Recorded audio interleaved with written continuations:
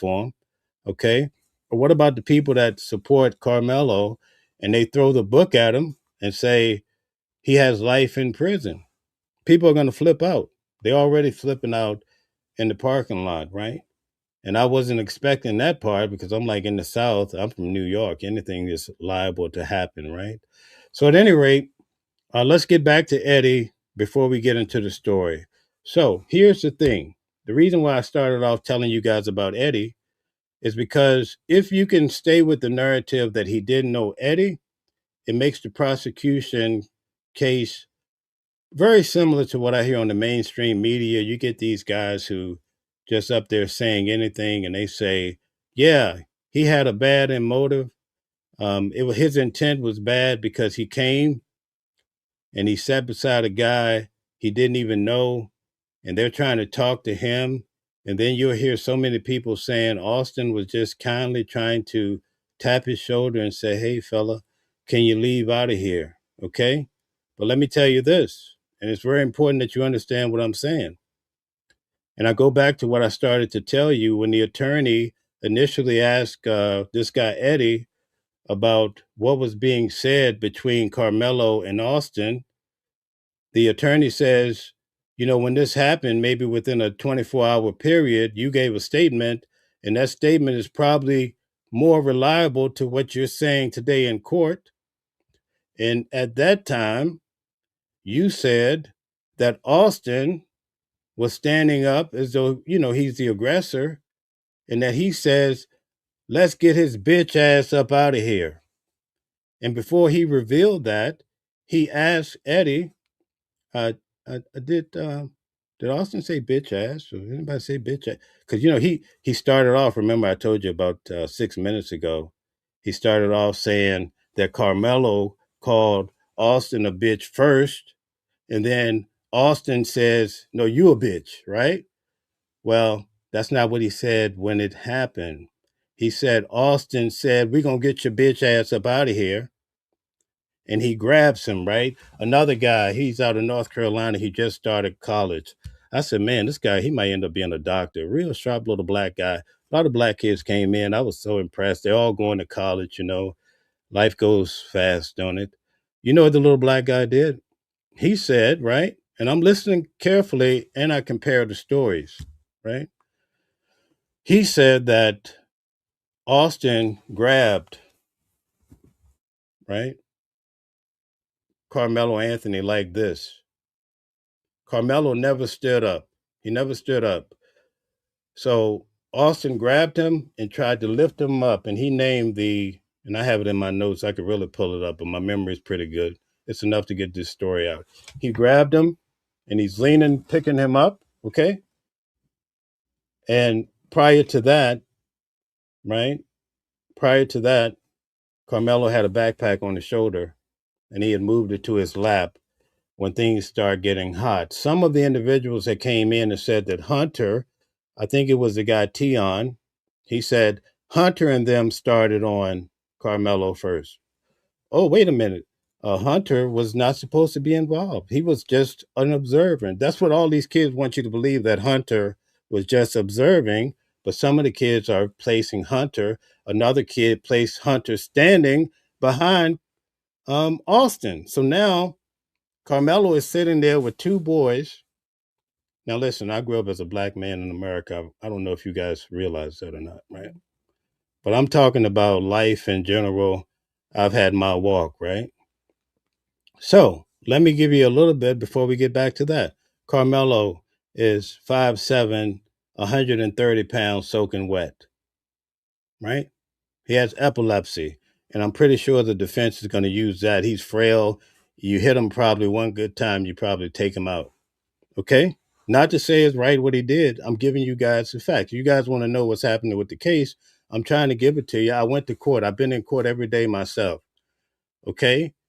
So, Carmelo Anthony, and I'm here for it today. So anybody that want to be here with me, we're going to talk about this until I go back to court, right? Because I can't do this during the week. So I have to come back to my little studio, and just give it to you. So he's 5'7", 130 pounds. Austin, one of the coaches says he was working out. and he had gotten up to 220 pounds. I believe that's what Coach Star said. He was 6'1", 6'1", right? So he's 90 pounds heavier, allegedly, give or take. This is all testimony. He's 90 pounds heavier than Carmelo Anthony. And then if the other students are right, his brother is behind him standing. Okay. So let's back up. Let's rewind this thing all the way back here.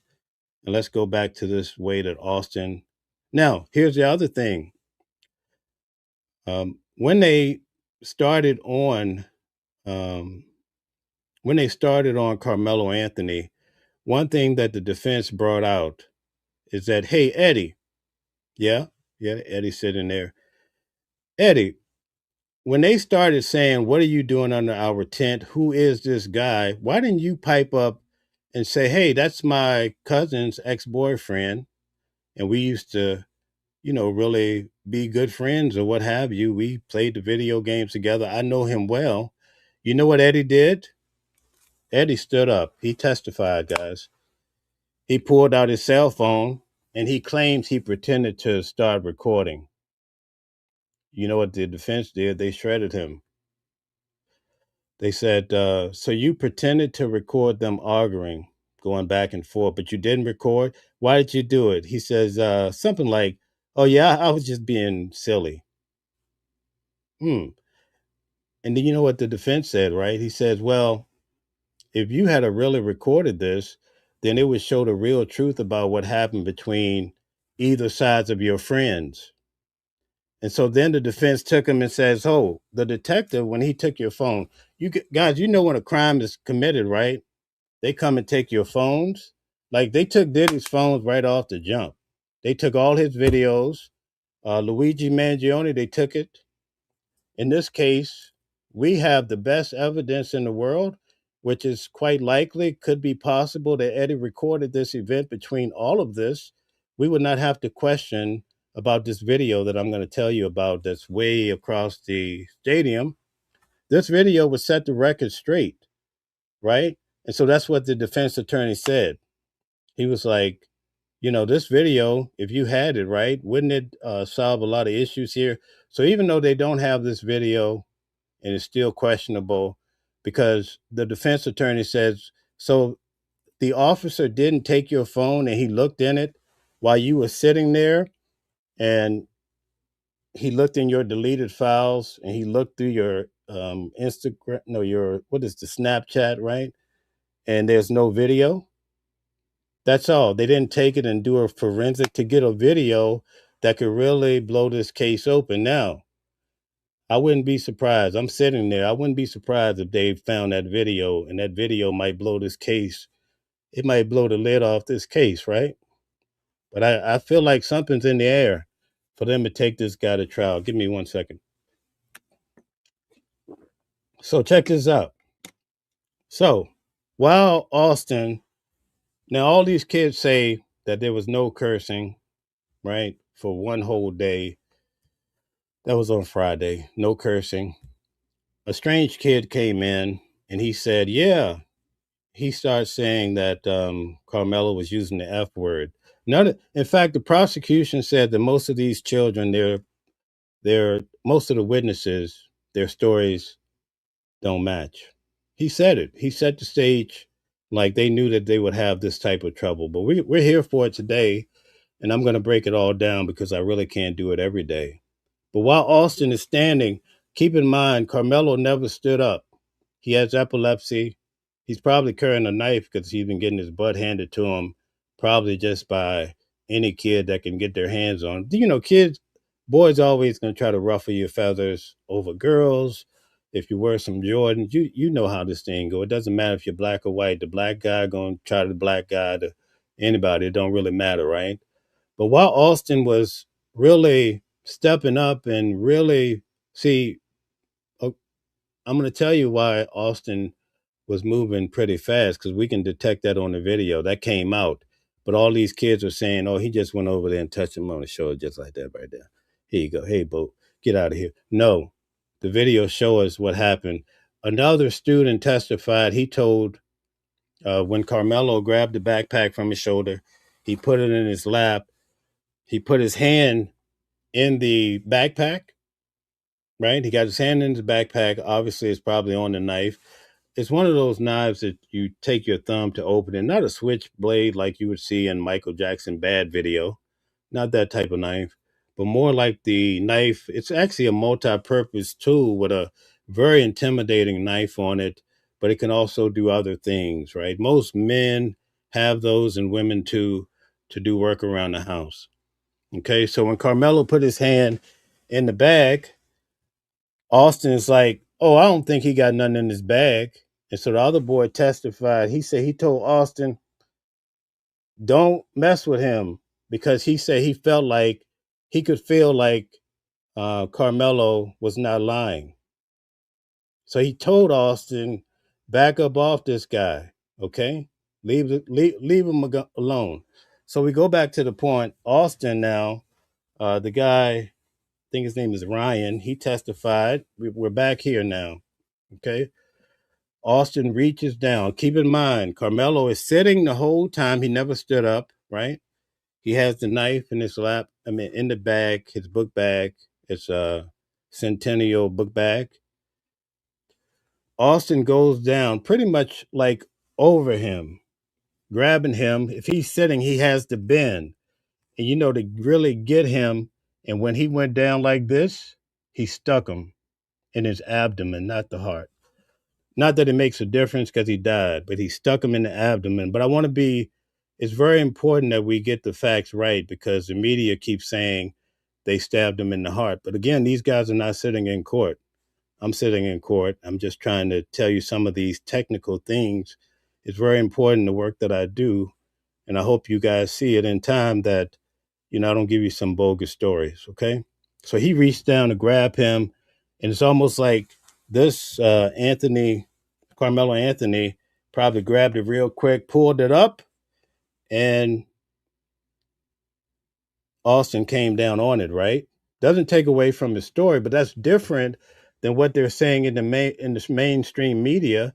They make it seem like Carmelo was standing, took a knife, and reached up and stabbed this guy in the heart. I'm just trying to tell you, people are not telling the truth about any story. Forget about this story. They're not in court. They don't see the facts, but they just on the fly tell you some stories. I'm trying to tell you what came out in court. Now, I want to say to that, I believe it was Eddie yesterday. Remember Eddie? The guy, the reason why that Carmelo went to see him under the tent. The defense has done a good job in getting several of these kids to say, "Do other kids come over and sit under your tent?" They say, "Yeah." I used to go to school with him back in middle school or whatever, right? Okay, so we go sit under each other's tent. We're there all day long. And let's say Carmelo has to run at 10 and at 3. The other time he's walking around, probably trying to holler at the girls and see his friends. It's raining and they don't have a tent. He's trying to find some shelter and he goes and he sits under the tent with Eddie. And now the defense shows that him and Eddie have been the best of buds since 2023. He's not a stranger that they keep saying in the mainstream media. If you don't believe me, go pull the transcripts. Go pull the transcripts, right? So they're twisting this story. And it doesn't take away for those that are coming in, it doesn't take away that the boy had a knife at a school function. Does not take away from that. But I'm telling you, there's more to it. And that little more to it, if you go out there in that courthouse and into that courtyard thinking you're going to bully somebody when the verdict come through, you might end up a casualty too, because people are misinformed, uneducated, a little dumb, a little stupid, with a little bit of everything else involved. And they don't even care to be right or to understand. They just want to go out. Their life is miserable, right? And they can't go on vacation. They can't find a decent lady or whatever they want. And so now they just want to go out there and punch somebody in the head. I seen it myself in the courtyard, and the ladies came after me just because I was going to interview a guy saying, "No, you can't." I never had that happen in New York. People mind their business in New York, right? But they came over. You can't. I got it on video, but I wasn't there. I'm not here to just show you the silliness of life. But at any rate, let's get back to it. Okay. So when Eddie in this whole thing, he's recorded it or he's pretended to record it, right? It's something troubling about that. That's why I can't wait to get back to court and see if the defense has that video because they were insinuating that they may have that video. And I'm telling you, the video, see, if the video was all bad for Carmelo Anthony, right? Now, he said he didn't put the video out there, right? He said he didn't record it. He just pretended to record it. And the defense says, listen, in this day and age, everybody want to record it. Remember, World Star Hip Hop, people want to record you if you fall asleep. They record you if you fumble. They'll do anything to go viral. But if they have that video, more than likely the video is going to be more incriminating for the prosecution than for the defense. I wouldn't be surprised if they have something. I'm just saying that. But I'm trying to give those who really follow this channel and understand that when I go to court, they have never caught me out there like some of these YouTubers making up bogus stories. Okay. I don't carry that type of reputation. Okay. For people that are just coming into the chat, they're picking me up from Carmelo Anthony. They don't know me, so I get it. I let those people get a little pass. But Stella and Deborah and New Jersey and the moderators will throw you out of here on your head so fast you wouldn't even know you ever came to this chat. But I let them come to their own discretion when it comes to that. I try to stay focused on what I do. Okay. So let's get back to Eddie before I tell you the whole story. And then we're going to do another show tonight at 7 where I'm bringing on the criminal defense attorney. In a few minutes, I'm going to allow you guys to come up and give your ideas. If you want to ask me some questions, if you come with the smoke, I might entertain it, you know, but, I'll try to be nice about it. But if you're being disrespectful, then you got to go. This is a very serious matter and it's so sad. The mother keeps crying in court and it has a bearing on the jury. So let me switch gears a little bit. I've given you an idea about the whole situation with what happened with Eddie. So it's quite clear to a thinking person that this whole scenario that all these students came in trying to say that Carmelo didn't know Eddie. He knew him a little bit. They didn't really talk. Some of the students have really substantiated that they were talking. Now, this is where it gets to blow your socks off a little bit, so hold on to your socks. The defense attorney said to Eddie, he says, there was a track meet 10 days before this kid lost his life. He's like, yeah. He was like, you were with Carmelo Anthony then too. Oh, yeah. And the defense says, is it fair to say you were with him at the concession stand? He says, yeah. Oh, yeah. No, you were with him. And I think Eddie says I was with him at the concession stand. The attorney, the defense attorney, he's like Matlock. He's a really sharp guy. I like him. He's like Brian Steele, my good friend Brian Steele that covered Young Thug. Shout out to Brian Steele. He follows this channel. He's one of the best to do it. He was one of Sean Combs' attorneys. So I really like that guy. I cover his cases too. Okay. So the defense attorney says to Eddie, he was like, were you guys talking on the field? Oh, I don't remember. He started off bold and bad. He starts to forget. Oh, I don't think so. No, I don't remember. They went back to the screen and they put it on the screen. You have 10 days prior to this happening at a track meet, you have Carmelo Anthony and you have Eddie sitting together on the field, having the time of their lives. You could just see it. You see the same glow you saw when they were together in the house. You follow what I'm saying? And at all these other events. And even their parents are friends, hanging out 2 and 3 times a month. Allegedly, that's what the defense attorney was bringing out with Eddie. Okay, so now people are like, wait, just 10 days prior, they're together. So you know what's going to happen when the next track meet happen? He's going to look for his friend Eddie. And that's what he did. He went over to look for Eddie just like they did before. And he sat down at this event and these guys says, hey, And I heard today somebody said the guy was being a Karen. I didn't like that scenario of how people are just trying to slant everything to make it so negative. But each of these kids are starting to testify.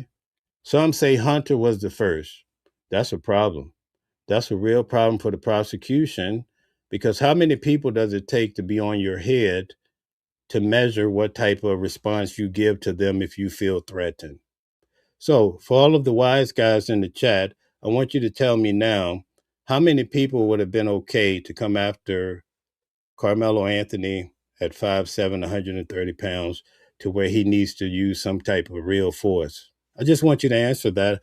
I'm not saying it's right, but I'm saying you have to factor in all of these details. This is the reason why I cover these cases and go to court and I pay attention so you can just not be like the person that's listening to mainstream media and they just say this guy was a devil and he woke up that morning going to take a life. Okay.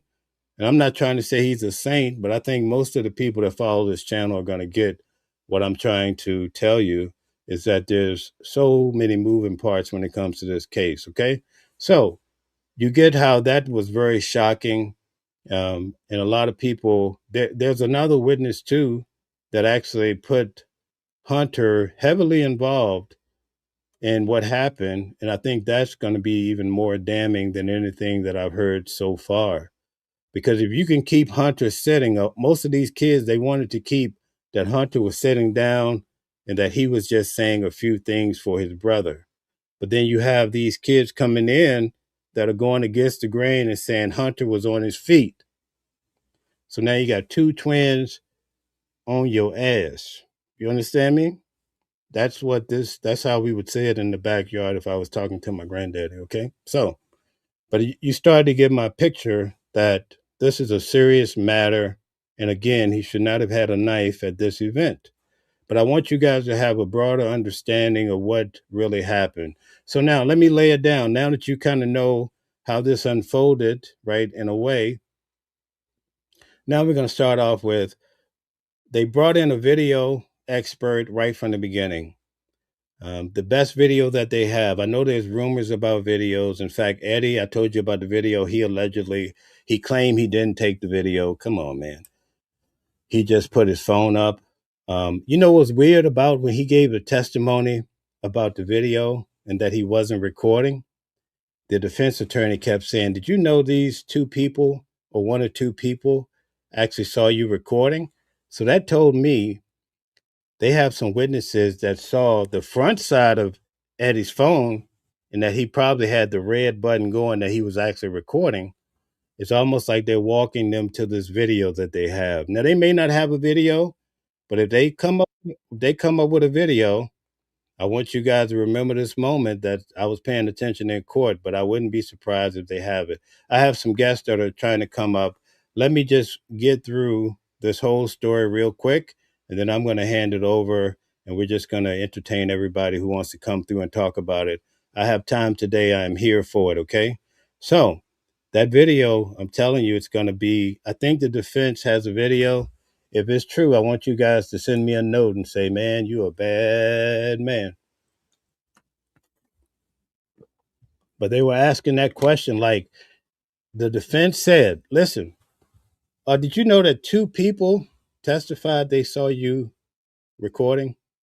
Now, not as though he was recording, but they saw him holding his hand up. You see what I mean? So there's a reason why these attorneys do it. These little sharp guys like Brian Steele, they lead you right to your breaking point, real slow. They let you distort the truth all day, and then they drop the bomb on you. Boom, like the Gap Band, right? Okay, so anyway, we'll keep that in mind. If it happens, a few of you guys send me a note and say, "Oh man, you were right about that video." Okay, all right. So let's get to what happened that day.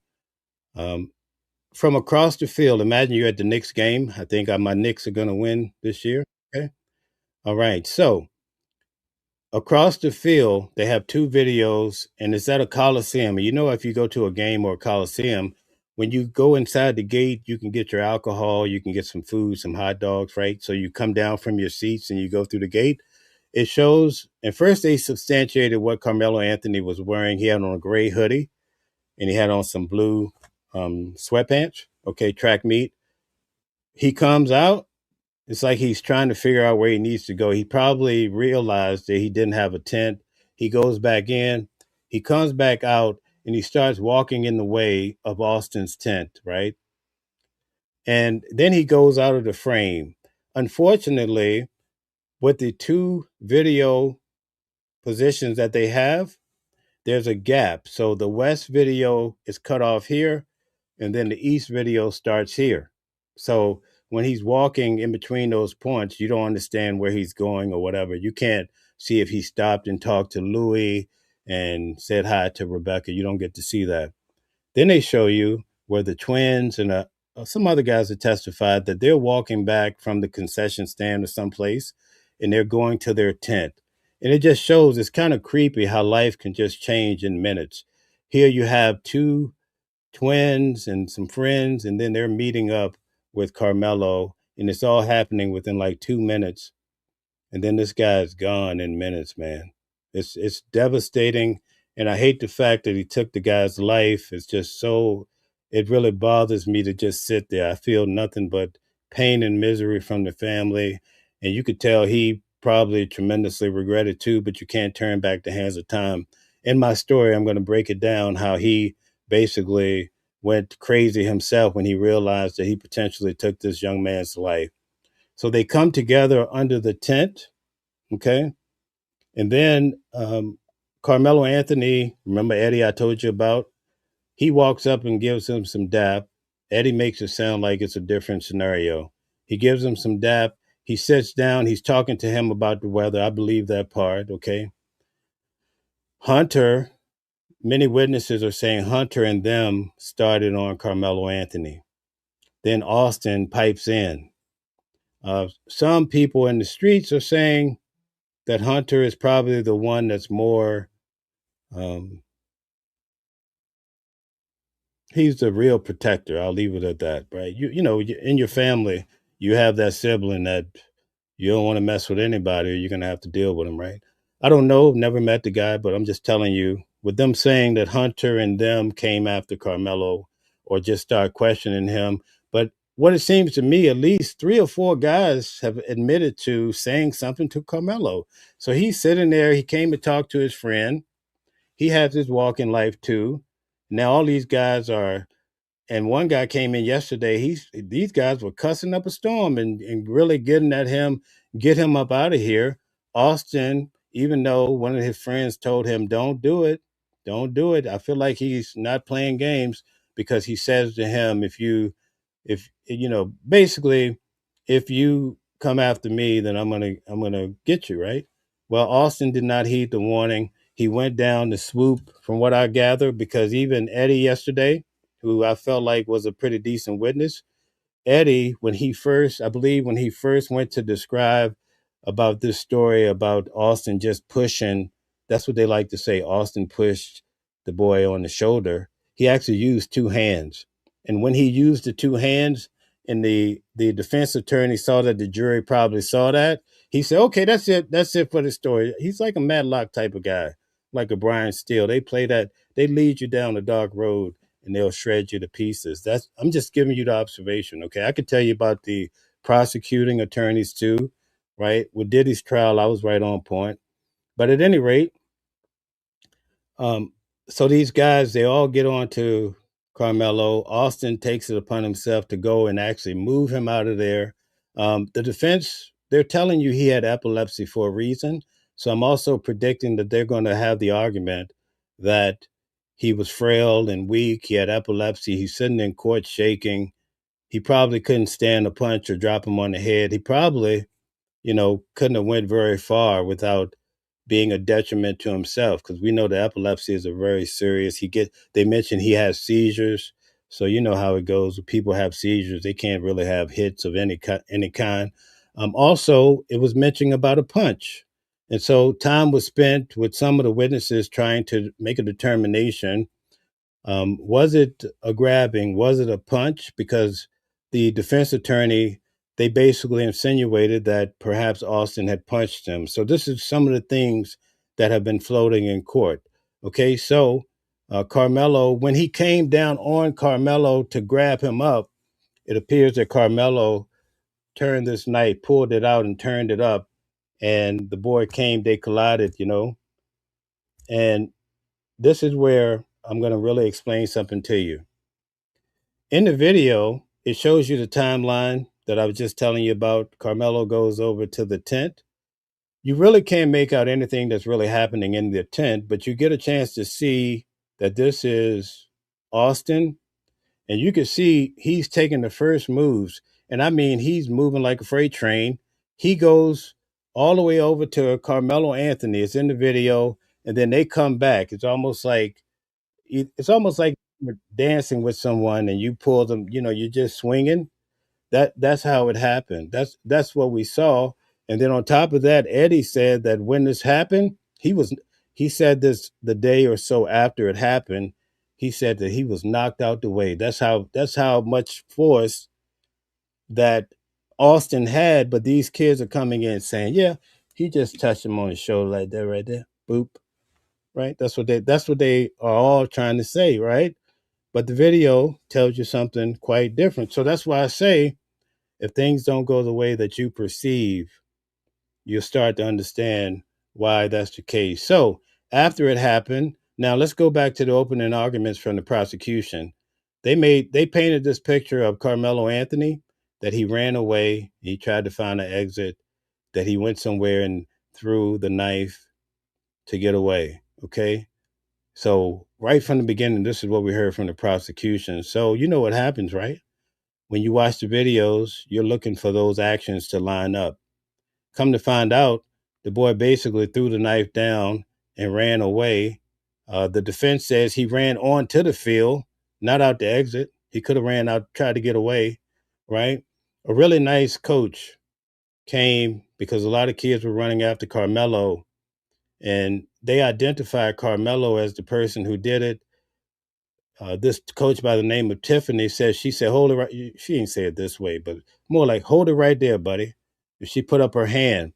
Now they have a really big coach. I mean, he's humongous guy, big black guy, bald head guy. Looked like he wouldn't hurt a fly, but he's a really nice guy. I think he was about 6'4", 200, no, 6'2". He's about 240 pounds. I remember that. So she says, take him. He's the one that did it. Someone was stabbed. And he says he has a hard time processing this whole situation, right? He has a hard time realizing what's happening, but he takes Carmelo by with his shoulder. He grabs his shoulder. And you know what he said? Someone else talked to him for a minute. He walked away from Carmelo. Carmelo didn't try to run, right? So this coach said he was talking to Carmelo and he says, you're going to ruin your entire life now for the rest of your life for what you've done to this young man. Because he did say he stabbed him. And Carmelo says, oh, he's not going to die. So he wasn't expecting that this young man by the name of Austin that lost his life so sadly, he wasn't expecting him to die. He thought he just poked him, right? And then when he realized that the guy could potentially die, he broke down and started crying. The coach kind of broke all this down, okay? So that's when everybody in the audience or many people were like, wait a minute, this is a little different than these. I've heard people tell me this is different than the opening arguments where they painted that he was, trying to get out of the arena. So I don't want to get into this whole situation. Hold on one second.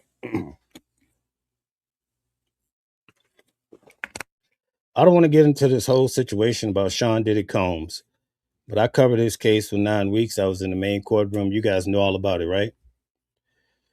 Because the prosecutors went in too heavy on Sean Combs and they tried to build him up to be this Rico, racketeering, John Gotti mob boss, the Godfathers, the jury threw it all out.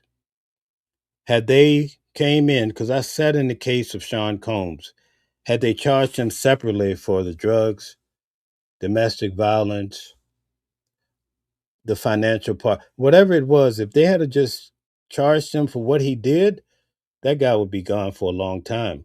But because they trumped it up a bit, He walked because the jury says he did some things, but he didn't do that. And so in this particular case, they're charging this young man with first degree murder. Some people get offended because I even call him a young man. Well, sorry to you, but I don't have time to telegraph everything I'm saying. I'm giving you the general synopsis of what, could have happened. Okay. So let's just be clear about that. So because they're charging him with first degree murder, instead of hitting him with manslaughter, I think that's going to pose a problem for the prosecution in landing what they really want. Now, we have to factor in the fact that this is Texas. So tonight, when I do the show with criminal defense attorney Calvin Johnson, we're going to get into the nitty gritty about, hey, Calvin, what does this mean in this particular state? And how do you think this is going to play out? Okay. All right. So that coach, they ended up getting him over to the police, and pretty much he's arrested, and you guys see the video. I think they released some of the video at the time of him being arrested. Okay.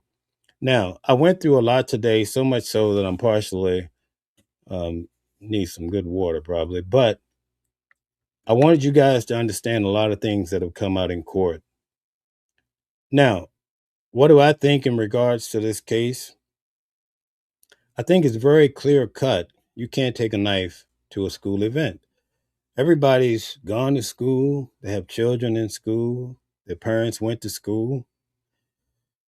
Imagine if a kid punched you in the head and you return every time with a knife. Man, half the kids in school are going to be laid out. You get my drift, right? But I wanted to break this down today. The reason why I actually went to the court, because I want you to understand when things have the potential in this country to go all the way left, and when people are trying to demonize all black men for what happened and what Carmelo Anthony did, I want you guys to understand that even in the realms of the court system, people come in and tell lies all day long. I saw it with Sean Diddy Combs. I saw it with Donald Trump's trial. Lie after lie, the defense comes up and proves that people are not being honest. And so today I've given you the opportunity from my reference point to understand different things that happen in regards to this case, and that it's not as clear as a lot of people who like to go around calling names, and they come into your chat and just so absurd. It's just not that simple. But we're going to keep following this case. I definitely will be on top of it. I think it's only going to last maybe 3 more days. The judge says he doesn't want it to go past the 12th. I don't even think it's going that far.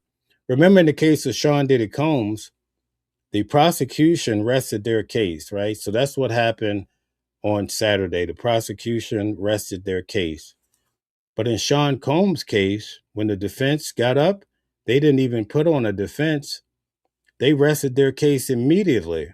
So this case is subject to go down to be done with in the next day or two. Because keep in mind, the defense tried to dismiss the case because they felt like the prosecution have not met their burden of proof, okay, for this crime. That's the same position that Sean Combs' attorneys took, okay? So it just gives you an idea of how that was a little reminiscent in that regard. There's a reason why they're taking this all the way to trial. And I feel like the defense, definitely from what I've seen and heard, there's just so many moving parts that I feel like something is coming down the pipeline. And again, before I start bringing people on, I want to make it very clear. My position on it is that from the jump, you shouldn't have a knife in that type of environment. But things happen, and that's what we've seen in this particular case. And even on top of that, it's hard to navigate through all the stories that are being told. Even so much so, the prosecution said that the witnesses are not telling the same stories.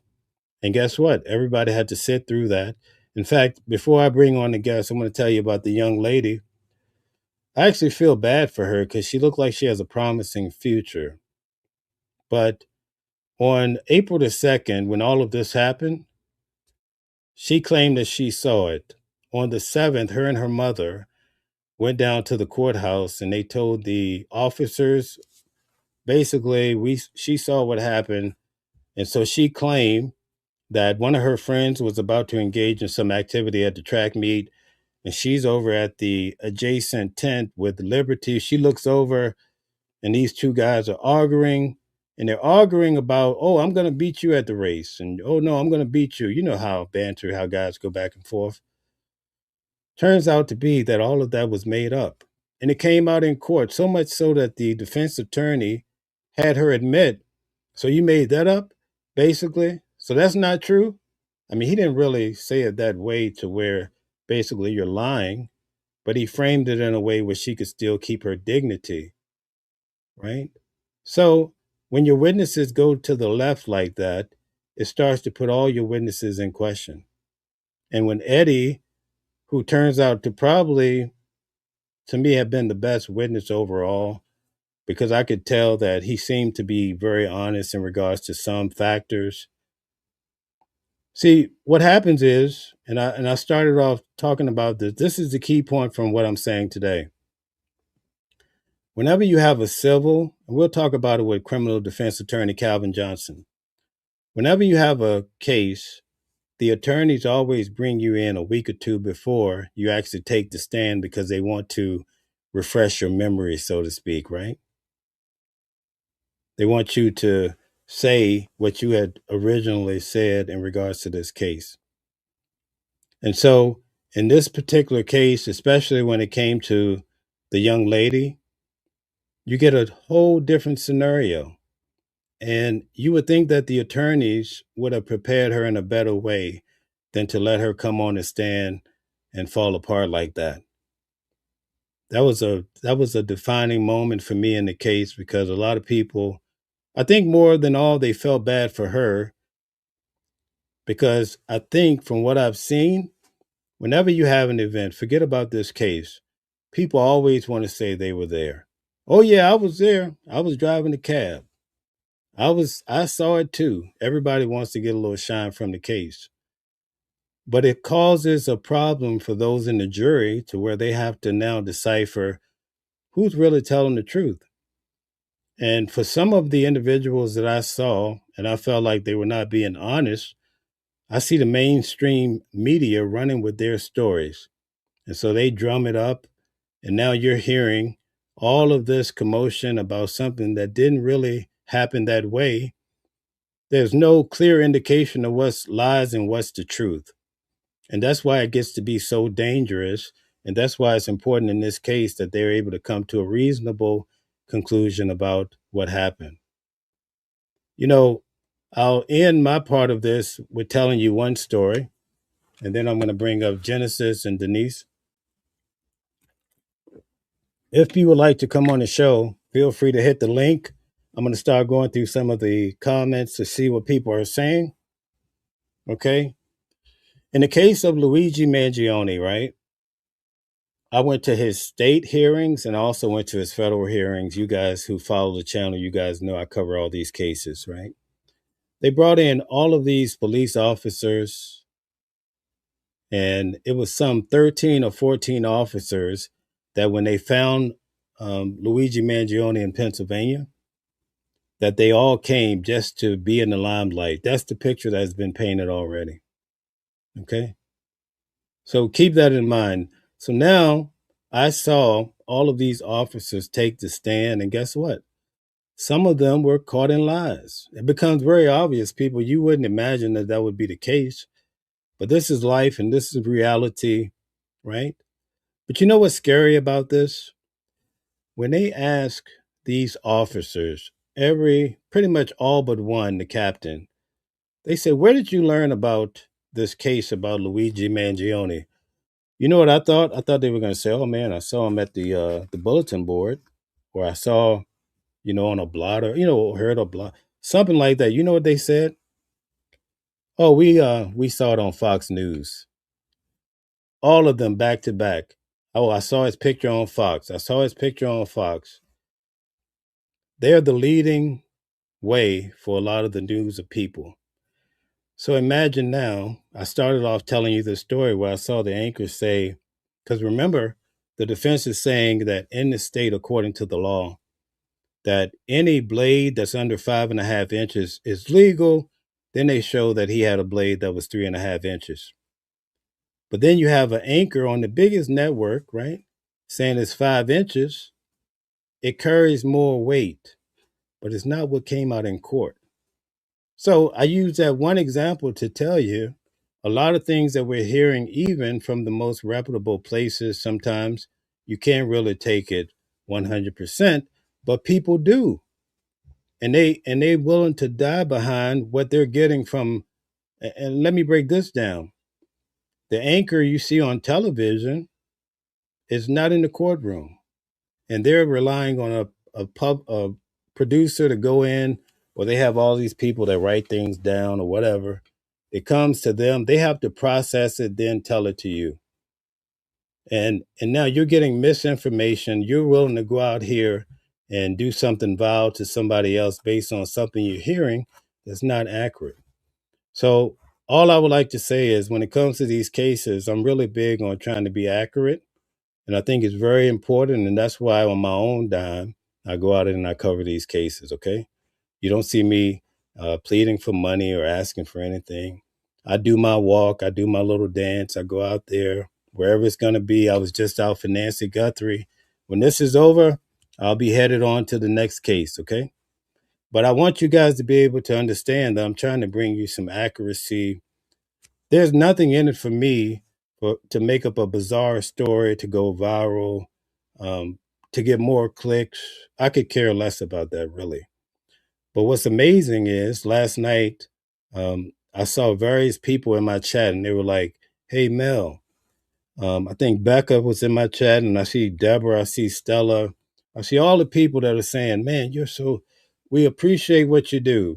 That's good for me." Because I know people are actually following, and they get my drift, and they understand that I'm trying to bring you guys some legitimate information so that you can look at all these different sources. You see all the craziness on TikTok, and then you see the mainstream media, and then you could come through and feel like you are close to what could have happened in court. So I'm going to start bringing on a guest. I want to thank you guys for staying around and listening to what I broke down. Tonight at 7 o'clock Eastern Standard Time, I'll have the criminal defense attorney from the area who's on this show every week, Sunday night. He's going to be on to really break this down, and hopefully I'll have my voice back by then. I've been talking way too much now. Let me bring on our guests, and we're going to get to this a little bit further. Okay, we have DJ Genesis, and we also have Denise. Welcome to the show. Nice to have you, Denise. I'm in your neck of the woods. Nice to see you. Thank you for Hey always. Mel. Yes, how are you? Hey, how's it going? Hey, Mel. All right. So if anybody else want to come on, all you have to do is hit the link, and I'll be glad to answer your questions or share some type of dialogue. Genesis, you came up first, so I want to hear you out. So, what I heard was that You're during you're you're hold on one second. You're extremely loud, so if you could just tune it down a little bit. okay, let me turn my mic down. Sorry about that. No problem. Can you hear me? Is it still loud right here? You sound marvelous. All right. So, what I heard was that at some point, when they were cross-examining the cop, right, the police that was there, that had the body cam, that it looked like he was just on some. I mean, maybe, possibly, like that when the defense began to cross-examine the police, because I was watching another channel, and it was almost like the police was not trying to give him anything, as far as like, it was clear that whatever question that the I think that the police the it even got to the point where do you I mean, can you, I mean, he had to like almost go into like a basic answer of a question, and then finally he's like, yeah, well, I guess people can have knives, or it could be possible that, do you did you see it like that, like that the police were kind of like being evasive in the cross examination? No, I didn't really focus on that. That probably could have happened or what have you, but I didn't. I wouldn't have focused on something like that. Okay, and then one other question is that when you talk about like the friend, um, you're saying that. Did you talk about the fact that Anthony was not exactly underneath the bleachers, but almost to the side, kind of, and Yeah, that's a good point. I'm glad you brought that up. That's the reason why I like to bring people up. So I didn't get a chance to talk about that, so let's get to it. It came out. Now, one of the things that we've heard about the case is that Carmelo went under the tent because of the rain, but it comes to find out that they were actually sitting on the back row that was not completely under the tent. So they were still being rained on. They were still being bombarded by the elements. And so that kills the narrative that this was all about rain. It was more, as the defense started off saying that he went to talk to a friend. And the defense has done a great job showing that he was a friend or a great associate indeed. so also on another channel, it was making it seem like the friend tried to pretend like he was never Carmelo Anthony's friend, that he didn't even know him. Is that true? Like, did he like pretend like he didn't even know Carmelo Well, Anthony? yeah, I kind of broke it all down, but he basically said, "Look, listen, I kind of know the guy. You know, I know him, I adapt him, but not like to the extent that they showed us." So he committed to a narrative that was much lesser than reality. And you would imagine, because the key point that the defense made is that at some point, when Carmelo came up and was sitting down talking with him, at least about the weather, as one of the kids had testified, right? That you would imagine if they're saying, "Well, who's this guy?" and they're going crazy, get him out of here. You would imagine that this friend who he's been in his home playing video games with, they're playing the guitar, they're going out, double dating, and all of this stuff. He knows his grandmother, that he would have piped up and said, the defense says, he would have piped up and said, "Hey, this is my good buddy here. Leave him alone. He's cool, guys, right? This is my cousin's ex boyfriend. We're cool." And they would have probably backed away. But instead, he pulls out his camera.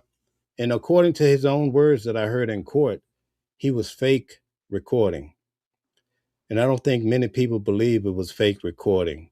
And that's why I said the defense might have a video that might knock your socks off. So just stay tuned. I don't know for sure, but they were insinuating that there were other witnesses there. You know, when you have your phone on your recording, people are very antsy. So they look for that red light on your phone.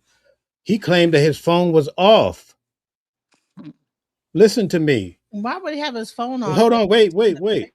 This is a key witness. He's claiming to have his phone turned off and he's fake recording. Who's really going to buy that scenario, that scenario? Okay? But the defense says, "Hey, did you know that we'll just say Noel and Rebecca saw you recording?" But they left it at that when he said no. So that lets me know, like, oh, there's something coming down the pipeline, but they're not going to tell you yet.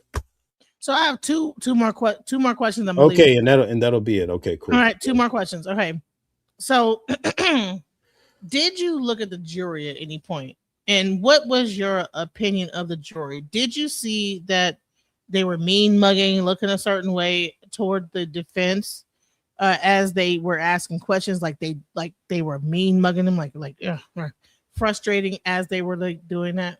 Well, that's a very relative question because I've seen them cry, I've seen them laugh, I've seen them look with concern.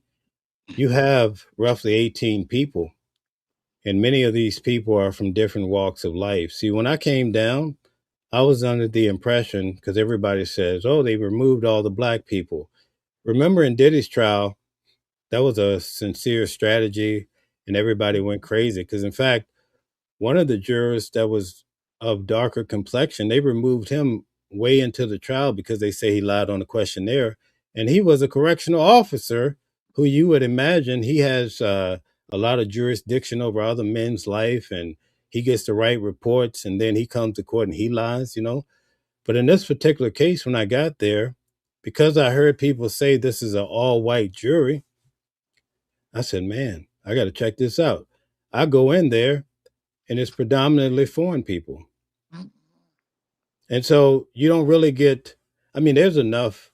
See, a lot of people don't understand that see, in Diddy's trial, they cleared the whole back row was the alternate jurors. So you have 12 main jurors, eight, yeah, six of them are alternates. Wow. So like on the first day of this trial, one of the guys, he said, "Can I be excused?" Right in the middle, people like, "What's going on?" Now, for me, I thought he was saying, "I'm out of here," because I've seen some strange things at these trials. But sorry, but maybe he had to go use the bathroom or something. I don't know because he came back. But let's say he didn't come back, right? Because at Diddy's trial, one of the ladies had to have some medical procedure or something. She never came back. Okay, had he not came back, one of the alternate jurors would have taken his place, and the trial goes on because they've all heard all the details. And in many cases, they don't even know if they're alternate or primary. The judge in this particular case, Judge Roach, did say they did not have to sit in any particular seat. So that kind of lends to the fact that they don't really know who they are. They probably don't know what they are. They just know they have to listen to this case. Now, I just want to say, because you have Middle Eastern people, Asian people, and you have whites, and probably some few and in between, you don't have blacks per se. It's going to be very hard to make an argument when this comes down because there's such a mixture and there's so many women. But when they say, now this is at a higher level, when they say you get to have your peers, this guy don't have any peers. These people are older in life, mostly women. And all of the guys that are white are probably up in years. You might have one guy in his 20s, maybe, I don't know. But it's definitely not his peers, okay? So he's going to be judged. But again, because a lot of us are out here lollygagging and not taking life seriously, we're not trying to get into politics. When you go to the courthouse and you look at those paintings of those judges over the last 200 years, you'd be hard pressed to find a black one. I'm just telling you what it is. This is the reality. This is the reality of life. And if you don't sit in these in very important seats, you're always going to be left behind. And you won't have any seat at the table to make any changes for the future. And even now, with this administration, some of these projects, 2020, for all these things, some of these things are really happening. When you see when you see things happening, the effects are going to be for years to come, but people are not really stepping up to do better. Anyway, I won't get into that. Let's just stay focused on this. I'm sorry about that. So this is a different question outside of the actual inside the courthouse. How much of what's going on outside of the courthouse is really affecting what's going on inside? You have all this vitriol, like kind of like do you see like a whole, like people are saying there's hundreds of people outside, protesting, and The is this most a lie? Because I think it is. it's on my video. I've documented it on my live from Thursday. You could go see. You probably have 20 blacks. Then you had one single white guy sitting across from them, and then you have a few white guys with some flags that are agitators. But again, when I cover Luigi Mangione, a lot of these people get $300 a day to go represent some Mm, nonprofit organization. They don't care about no um, Carmelo Anthony. They don't care mhm. about Diddy. They don't care about Luigi. They're there to get that $300 because they have Right. to pay a bill. When a person go and buy a shovel, they're trying to get a hole, right? Mm, They're trying to make a hole. You have to realize what people's end game is. A lot of it all boils down to money, and that's why you see people on TikTok and all these places. They'll say anything to go viral, and get whether the it's true or fame. not, because they just want to get more scruples and shekels in their pockets. That's what it Mm, boils down to. So I will say this though, and maybe I'll get myself in a little trouble, but trouble comes easy. In Sean Combs' case, they did not sequester the jury. I find it hard to believe that people don't go home and watch my channel, the news, uh, TikToks, right? And so when you talk about the people outside, imagine you're sitting in court, you're on a jury. This jury has not been sequestered. The judge says, you better not go home in the private while you're in your bathroom on the commode and look at these videos. Do you think people really follow that? You don't have to answer, but I'm just saying people are actually probably researching. They want to see, they want to know what's happening outside. All of that outside business affects people on the inside, whether you like it or not. But I'll keep it at that because, Please make me into a mod, please, Mel. okay, all right. Let me see how I can do it. Give me 1 second.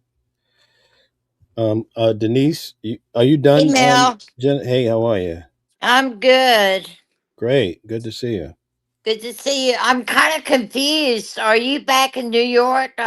I saw your video from the car last night, but I Yeah, thought you were just meeting with Calvin and you're out and about down here. we're gonna meet during the week, but I'm flashing right back. So yeah, I'll be right Are back you at the coming courthouse. back?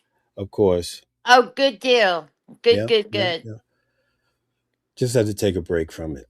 I hear you.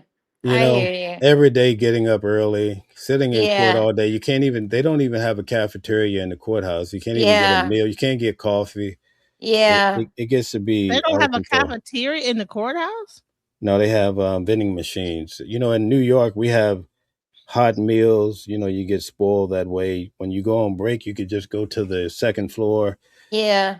or the third floor and get a good meal. But you can't do that here. And by the time, and usually this judge only gives you 45 minutes, so you can't really go. The nearest exit, you would have to go order your food, eat. It's just impossible. So Wow. that's just Well, that's the nature of how it goes. you know, the courthouse in downtown Dallas, it's been there forever. They've got a cafeteria kind of sitting area and whatever, but in Frisco, McKinney, it's more suburban and you know, they're not that way out there. It's the biggest. This is the biggest thing that probably ever hit their scene. Yeah, exactly. They don't It even have probably that is. big of a court thing to go on. It's mainly traffic tickets out there. So Yeah, just like the Nancy Guthrie case, it's probably the biggest thing in Tucson. Right, right, right. Okay, good. You guys have any more questions? Is there anybody else that would like to come up and No, ask I ask want any to I questions? want to talk to you about something. Oh, by the way, JLR is coming tonight. Oh, okay. All right. I'll see him out He'll there be there then. tomorrow. You know, I Texas is big racist state. I don't care if you know that or not, or if you don't see it that way, but behind the scenes, it really is. I know that this case, Carmelo case, is it's a really big case, and everybody wants to portray it as black against white, a racial case, right? But Hmm. bottom line, Mel, I agree with you. Bottom line, um, I don't care if it's okay to be a 5-inch knife or a 3.5 or 3.2 or whatever. The kids should know that no knives are allowed, as you say, on school or school event. Uh, turf. So, bottom line, it's going to come down to not black against white or whatever the racial aspect of it. It's going to come down to the knife shouldn't have been brought in there. You know, that's I think is a significant factor coming down that it was not allowed and he brought it in and it not I don't care what the dimensions of that knife is, it's still classified as a knife and it shouldn't have been on those track meet grounds. That's what I'm saying. That's um the first point of contention. yep, that's what I'm going by, that's just a pure point that it should not be allowed. And he shouldn't have. Well, it would. Well, it's they're not allowed because of things like this that could happen. Unfortunately, they make that rule for things like this that could or could not happen. In this case, this is why. In this case, it happened, and this is why they make that rule. That's just bottom line to me. Right. But here's the thing, too.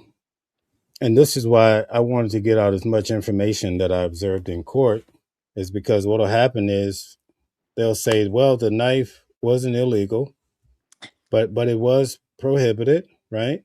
Right? But then they say it was self defense because he had 3 or 4 guys coming at his head. Well, he And shouldn't so have the knife anyway. hold on. But what I'm saying is, in these cases, it's kind of like this case of this guy. What's his name? Chow. The boy went into the store. He took 4 waters. He put Hmm. them back. He got outside. He didn't take anything.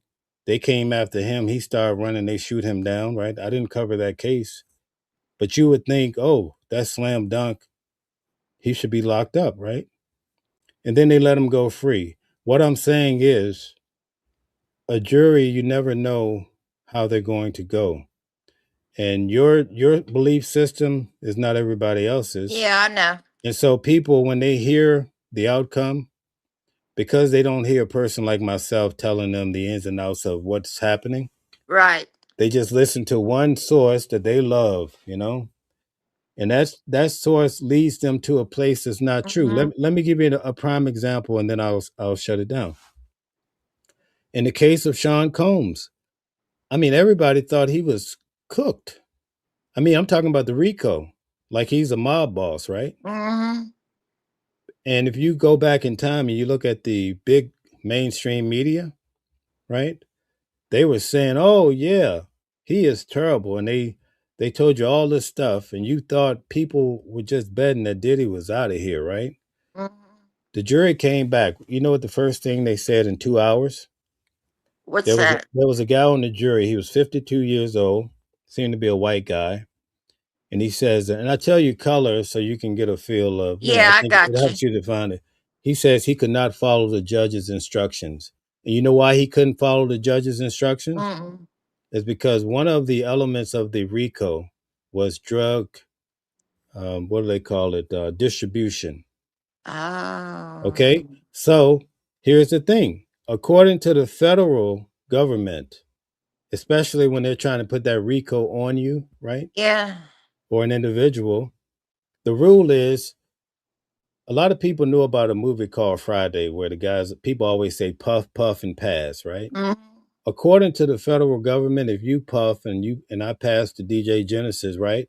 I'm Hmm. guilty now of drug distribution Oh. because I handed her a drug, right? Oh. Right? I didn't sell it to her. I handed her a drug. So you know what the jury came back a little bit later and said? Mm. What if Genesis wanted the drug? Is it still drug distribution? The court says yes. So that Mm. scientist could not dig it. And I felt like he was instrumental. I don't know for sure, but that was very instrumental in getting Diddy's major charges thrown out. So you'll look at this case like a lot of people that come in the chat just popping off and say he had a knife, he stabbed a guy in the heart. In court, he stabbed him in the abdomen. I'm just telling you technicalities, Yeah. but it doesn't change it a lot, right? I'm just telling you. I'm telling you the court perspective. Wouldn't you want that if Yeah. somebody's inside if you go to the game, they may say, oh, Michael Jordan did the moonwalk. And you say, oh, Michael Jordan did. You mean Michael Jackson? No, Michael Jordan. So now you're getting some inside information. You'll come to a different or a better conclusion, Right. hopefully. Right. Okay, so in this particular case, you might look at it and say it's point blank period. He can't take a knife into the school into this environment. But then the defense come out and show you a video that these guys, and I'm not saying this is the case, I'm speaking hypothetically, Yeah, I hear. that they were just acting like a gang and was going to rough him up, and he didn't have time to stand up and get out. Now you change your perspective because you said, man, they just were going to bully him up. People might change their mind. So what I'm saying is, just because you feel a way you think it's simple, I've seen juries go just like what happened with Yeah. Mr. Child. They let him go free, and now the people outside and the mother, oh man, they want blood because they couldn't get him in court. I mean, I'm not And saying that's the case there, but I'm saying this is the type of environment we see. yeah, Go I ahead. hear. Go ahead. I have one more point. You know, if you had adults as witnesses that changed their story, or let's say lie about their stories that they're on the stand to witness from, they've got to think that these are going to be kids that are going to, you know, be a witness. So the kids, especially from a year ago, they're either favoring one guy or another guy, and there's or not remembering everything fully, or making stuff up like that girl did. So I'm sure they expected that in the long run. I don't know if those kids really thought they'd get caught lying or whatever, or their stories didn't jive, but those are kids, you know? That's just life. Yeah, It that's happens. just It life. happens. It happens everywhere. It just happens. I'm just giving you some idea of what's happening here. But Well, I know again, you've got other callers, but I'm going to take my stand. I'm going down to the legal line of the knife shouldn't have been allowed in that stadium for things like this to happen. Unfortunately, it did happen. That's my legal stand on it. I'm not even seeing it as a racial deal, and picking the juries, both lawyers were smart on going to pick the international group of majority jurors, because that way it's not going to be a black or a white favor ruling. You know what I mean? This way they had a fair medium of making a fair ruling on this, on the sentence to come up being international and not one race or the other. That's how I look at it. I don't know. okay, I can Anyway, respect. when you coming back to Dallas tonight? Yeah, and so I'll just say this, um, because you have to be realistic. Yeah, When you look at the case at its basic level, it's going to be hard to get around bringing a knife to school. I mean, I know murder is probably way yeah, and they're kids too. it's Yeah. way worse than bringing a knife to school, but that's going to be the hump in this particular case, and you have to move with intelligence. But I'm just saying, I never really try to predict how the case is going to go, because sometimes you feel like a case is going to go one way because it looks Yeah. so clean cut, and it goes the opposite way. So that's all. And but still he was a kid in high school, and I don't know, I can't believe that. Well, he's still a quote kid. He's not a young man. And I guess anger or whatever, or the fear of these other kids trying to come get you because of their stature against your smaller stature, I guess it does put a little fear on him. So check this out. Let me give it to you this way too. Some of the guys that were asking Carmelo to leave, they were black. So at that moment, I don't think it was about race or what have you. Could have Yeah. been. Could have been. I don't know. I wasn't there, right? But when people say it's not about race, then I get it. And that's debatable probably by many, but it's about race now. And if you don't believe that, go outside of the building and you'll see people and what they think, and you'll come to probably a balanced view of what's happening in this case. Yeah, I know. And if he does get a guilty verdict, that Frisco McKinney, it's gonna be off the chain, because they're gonna be people in that town. There's no telling what's gonna happen. That's a supposed to be a more affluent suburban town to Dallas, you know. But the people from Dallas are gonna go up there if he gets a guilty verdict. Right. So let me give it to you I this don't really way. think it's gonna Hold go on. like that. I'm sorry. Let me give it to you this way, right? Let's put it in perspective. He had a knife in a backpack, right? Mhm. I've been to places and I've had a multi tool, and I'm like, oh man, I gotta go put this back in the car. Yeah, I heard about I that in the just car last night. just forget about it, right? It might be the airport or whatever. Things just Mhm. happen. One day you're working on your house, the next day you're on YouTube. Yeah. In the airport, right? Okay, I'm gonna tell you this. I grew up in Virginia. If a black guy stab any white guy, that's history for you. And Yeah. I felt like especially going back to my earlier days, you'd be up the creek. It wouldn't be Yeah. a. I think my grandmother say they throw the book at you. Mhm. In New York, it probably wouldn't go that way because Mhm. it's a different environment. Let me give it to you this way: I'm in New York all the time. I ride the subway. I'm in the street. Sometimes I'm walking down a street I've never walked before at 2 o'clock in the morning, leaving an event. And when you see some of the characters out on the street, you would pray for a knife Yeah. because that might be the only way you're going to get home. Yeah. Because some of these people are just atrocious individuals, right? Now, I'm not trying to, pipe up for Carmelo, but what I'm saying is I don't know the environment that he had to go through every day to get home. True. At 5'7", epilepsy, you know, and 130 pounds, if he's walking by the ghetto boys at night Mhm. or whatever, he might need something to get past them. You see what I'm saying? But So that Yeah. that could he have been lived. Hold that on. could have been his mentality. I don't know. You see what I'm saying? I showed on my channel that he went to a Frisco high school. I Oh, he showed his high did. school. Yes, he went to Centennial. Okay. Oh, Centennial yeah. That's is right. a huge, beautiful, I mean, tennis court, a beautiful high school. So Oh, this is yeah. not, he didn't go to high school in Oak Cliff. He went to a very nice high school. I mean, I think that his high school was probably equal to the high school that they were having the track meet at. But here's the thing. I believe that the fact that the mother, I mean, here's my question to Mel. The mother crying. When you heard every time something happened, the mother breaking down, did that like kind of pull at like people's heartstrings? Even the like the jury, did you see the jury react every time they would show something and the mom got to Well, crying? I can't say every time, but I can say that that has a big effect when anyone in the courtroom starts crying, and especially if it's happening all day. People are going to look to see who's crying, why they're crying, and then if you're crying a lot and they hear something very sad, they're going to expect it and just look your way. And so we're starting to see that in many cases where people are Do, looking because they're expecting to see someone or hear someone crying about, the things that are happening. I they're mean, they almost played a they're almost like every time something happens, it looks to the mom to see if she's gonna bust out crying or what's going on.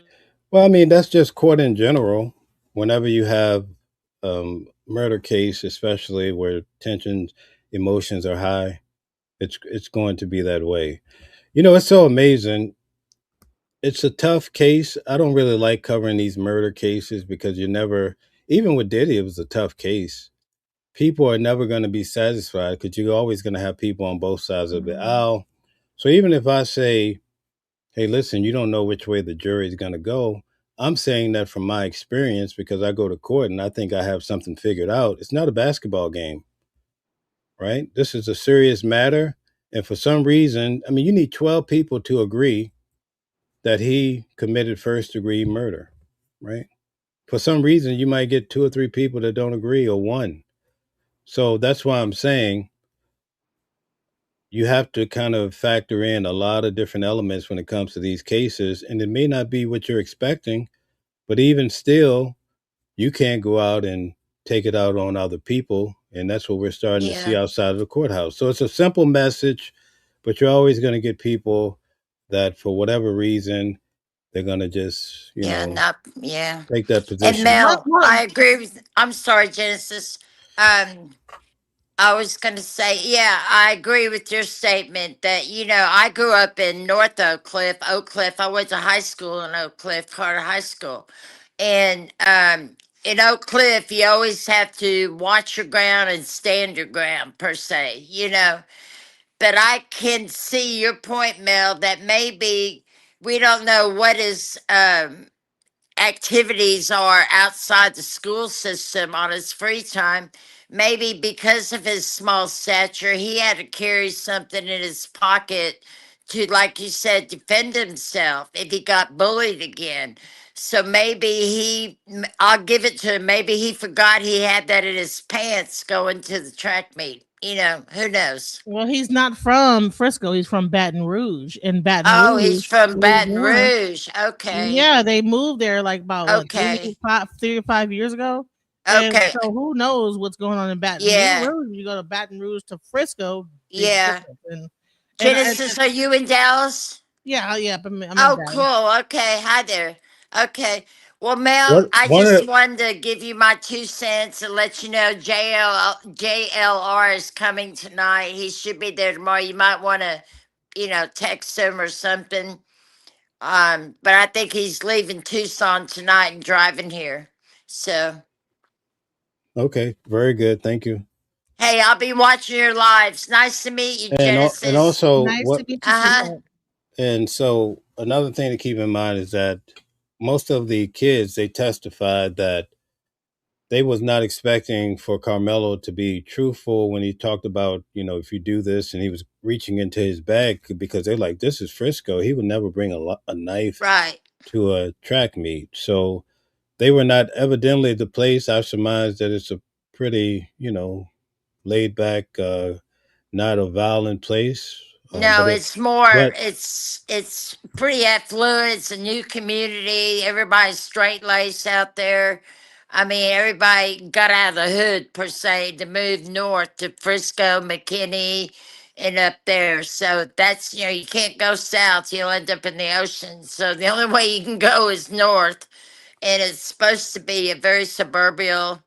You know, Well, yeah, Frisco is I would say I don't even know where what part of like the like Yonker. What part of New York would I would consider Frisco to be? Like the rich part of New York, like what part? yeah, We're gonna say Westchester Westchester. County, because that's where I'm from. Rochester. I would say Frisco is like a Rochester. No, Like Westchester.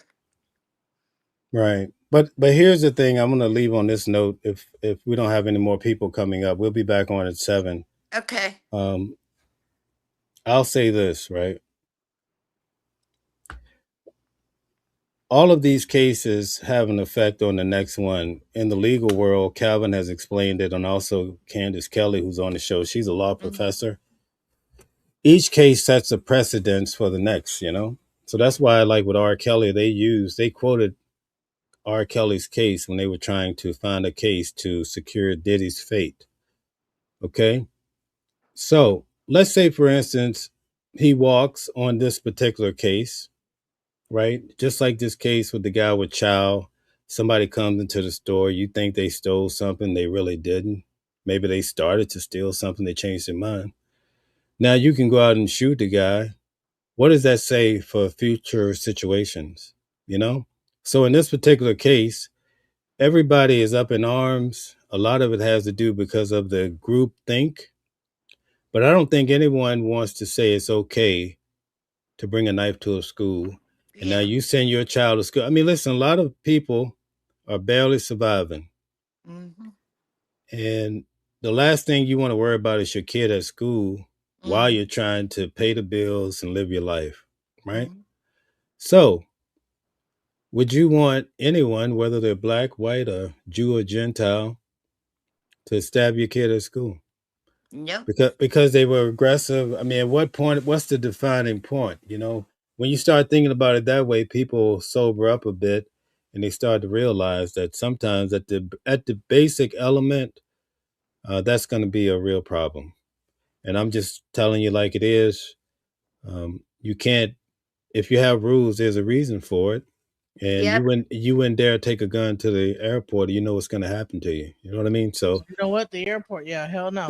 that's Yeah. it's no different. You know what I'm saying? Calvin's going to break all this down tonight, but I wanted to give you all of those other elements so you get a chance to see, because I get irritated when I see some of these guys sitting around and they have a big platform on national TV and they're just sitting there just popping off. They wasn't in court and they just saying stuff and pushing their agenda. So at any rate, Well, I hope that somehow some of this information has in some way or another help you to come to. I'm glad that I was brought up being taught rules and being taught how to go by rules. Respect rules. They're rules because of a reason.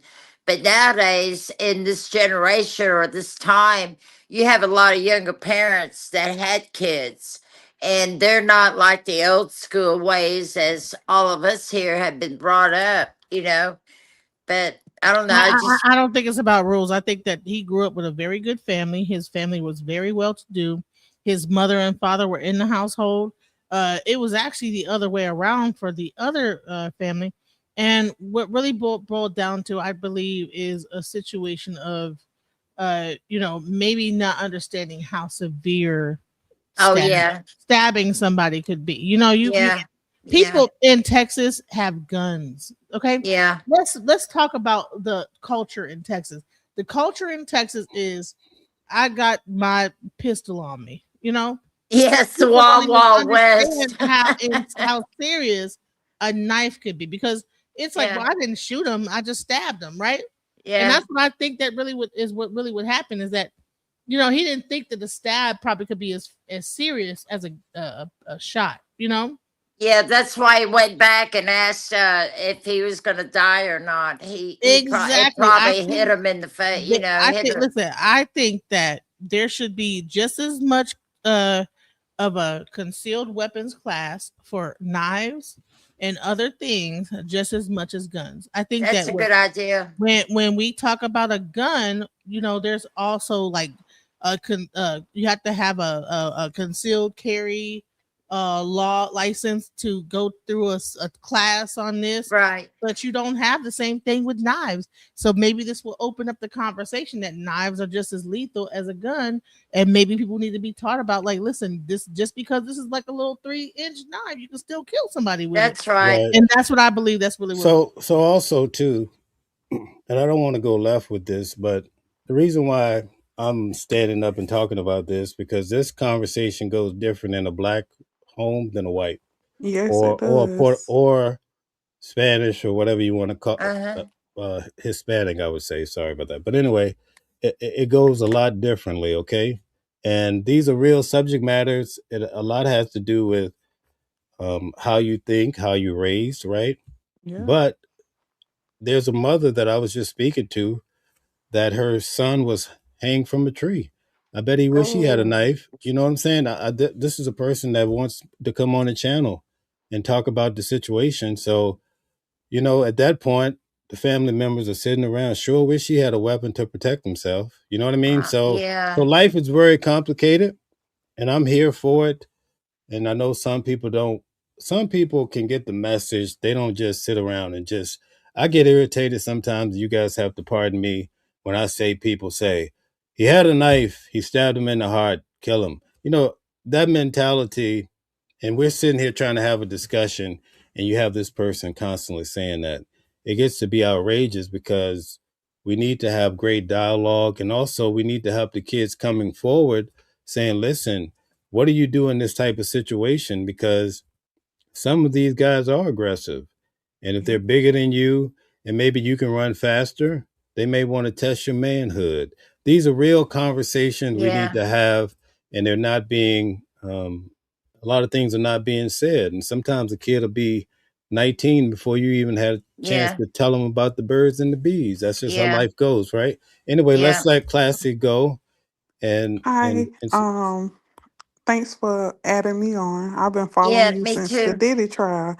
However, this is my thing. I'm seeing a lot of people, they're picking out parts of the story. And we have to realize in the story, there's the beginning, there's the middle, there's the end. And it's a lot of what ifs. The thing is, to me, if Carmelo and Austin was somewhat in the wrong. Why? Because Carmelo had no business with the knife, and two, Austin had no business putting hands on Carmelo. And that's just simple. And the reason why I think that it was so important for a person of color to be on a jury is because in the black household, we're Yeah. taught if a person put their we're taught keep your hands to yourself, and if somebody put their hands on you, you have a right to defend yourself. And if there's two, I'm 100 pounds bigger than my daughter. And just yesterday, so happily, me and my daughter was at the store, and my daughter she's about 4 foot something. She's 100 pounds soaking wet. I'm literally 100 pounds larger than my daughter. And I was looking at her and I'm like, if two of me come pile up on my daughter, what would I expect for my daughter to do? out of fear. My daughter sitting down and probably scared because these are two bigger people. What, as a parent, what should I expect for my child to do? And I just feel like instead of people keep saying, "Oh, Carmelo was wrong because he had a knife," they would have never known he had a knife had they not even approached him to begin with. That's true too. And They They, and, would they, he- they and wouldn't have never known. Like you have to teach your kids too. You can't bully people. You if someone say, "Okay, I'm not moving," that's not your job to try and physically remove them. The job was to go get the coaches. And my question is, where was all these coaches and adults for this to even happen? Like nobody was around to okay, see these kids even getting into an altercation. There's supposed to hello. have been a coach in each chat. Isn't that correct, It Mel? wasn't. No, they I'm, were they I'm were they were sorry. eating Hold on one food second, and all guys. type of stuff. Hold on one second. I'm sorry to interrupt you guys. Okay, but I've been going for quite some time. So Genesis, can you just lead the show for a few minutes? I'll be back I'm and out maybe. too, Mel. Okay, Right. So yeah, I can you got you. guys just cover me for a minute? Thank you. From what I understand is that like the one coach he had to go get like a baton. The other coach was actually helping someone with a potluck, like they were getting the food and everything for like the track meet. So Mhm. they kind of stepped away for a second. Because now Oh. I'm feeling like, okay, if this boy was Huh. sitting under the tent to get from under this I don't ring. know, but I think you're right, Wait, Genesis. hold on. She was talking first. Did let her talk after that. No, I'm saying if he was sitting under the tent, I'm sorry, because of the rain, like who are you to think that in your head it's even okay to say get from under this tent? Why didn't you go get a coach or an adult? Like I just don't understand. Oh, Like I didn't know that. apparently this Okay. is behavior that has happened more than once. Like this is not your first time thinking that So it's okay to come up to someone and just tell them, "Oh, so you got to get let me from." break down the psychology that was going on here. So from what I heard, based on another person that was there watching the trial, so there was a whole text stream that happened between the coach and Austin. Right. I Austin was heard actually that. initially not supposed to be there. He Mm-hmm. had gotten kicked off the team because he was not showing up for the practice Right. and Oh. showing up And for the that track. morning I of think the track meet before that he had missed it because him and his brother went fishing. went fishing. Right. Mm-hmm. So Mhm. then what happened is that so the Austin was like, well, please don't kick me off, whatever. The coach said, okay, well, listen, you work this track meet. I just need you to be the leader. A leader. Right. So this is where it could get kind of weird. Is that so? This guy is feeling like he's the leader. So when a person Um, comes over into the tent, he and the coaches are gone. Guess who is in charge? Him and his oh. brother. That was Oh. told not to. Told they were getting kicked off. Now But were him you and his told to brother be a are in leader? charge. Well, no, But were they're in you Oh. charge. They're in charge now. So because it's junior varsity, this is a right? junior Mm. varsity track meet. So the varsity people were actually I think the brother had a shot putting event to do later on in the day, but Mhm. they were still like, okay, listen, you guys, watch the thing. I'm gonna take care of this. Go take care of that. So there was two coaches that had to go off, and one Yeah. person had to deliver a baton for the relay race. The Yeah. other one had to go get like some help the person with some food. So that they stepped away for probably like maybe 5 to 10 minutes, and that's when all this ensued when they were Oh, Right. so I that's get their heads went up to the ceiling because they were in charge. right. I get that part, but the part I I get mean, that that gave him a now. little bit of authority, is what I'm Now, saying. now, now, this is the thing with that. I get that part. I get if it was just a random person just came and sat under the tent. But this is what we found out yesterday. He wasn't just a random person. He was actually under the tent, mingling with other kids. Well, So he it wasn't wasn't under the tent. He was on the outside of the well tent. on the outside because some of them said he was on the outside, and then some Yeah, of them but said he if was they under got the tent. the coach gave them that authority, it kind of Right, went to their heads per se to watch right. the tent. I'm the But what boss, but what I'm saying too, and you it's don't not belong sounding here or something.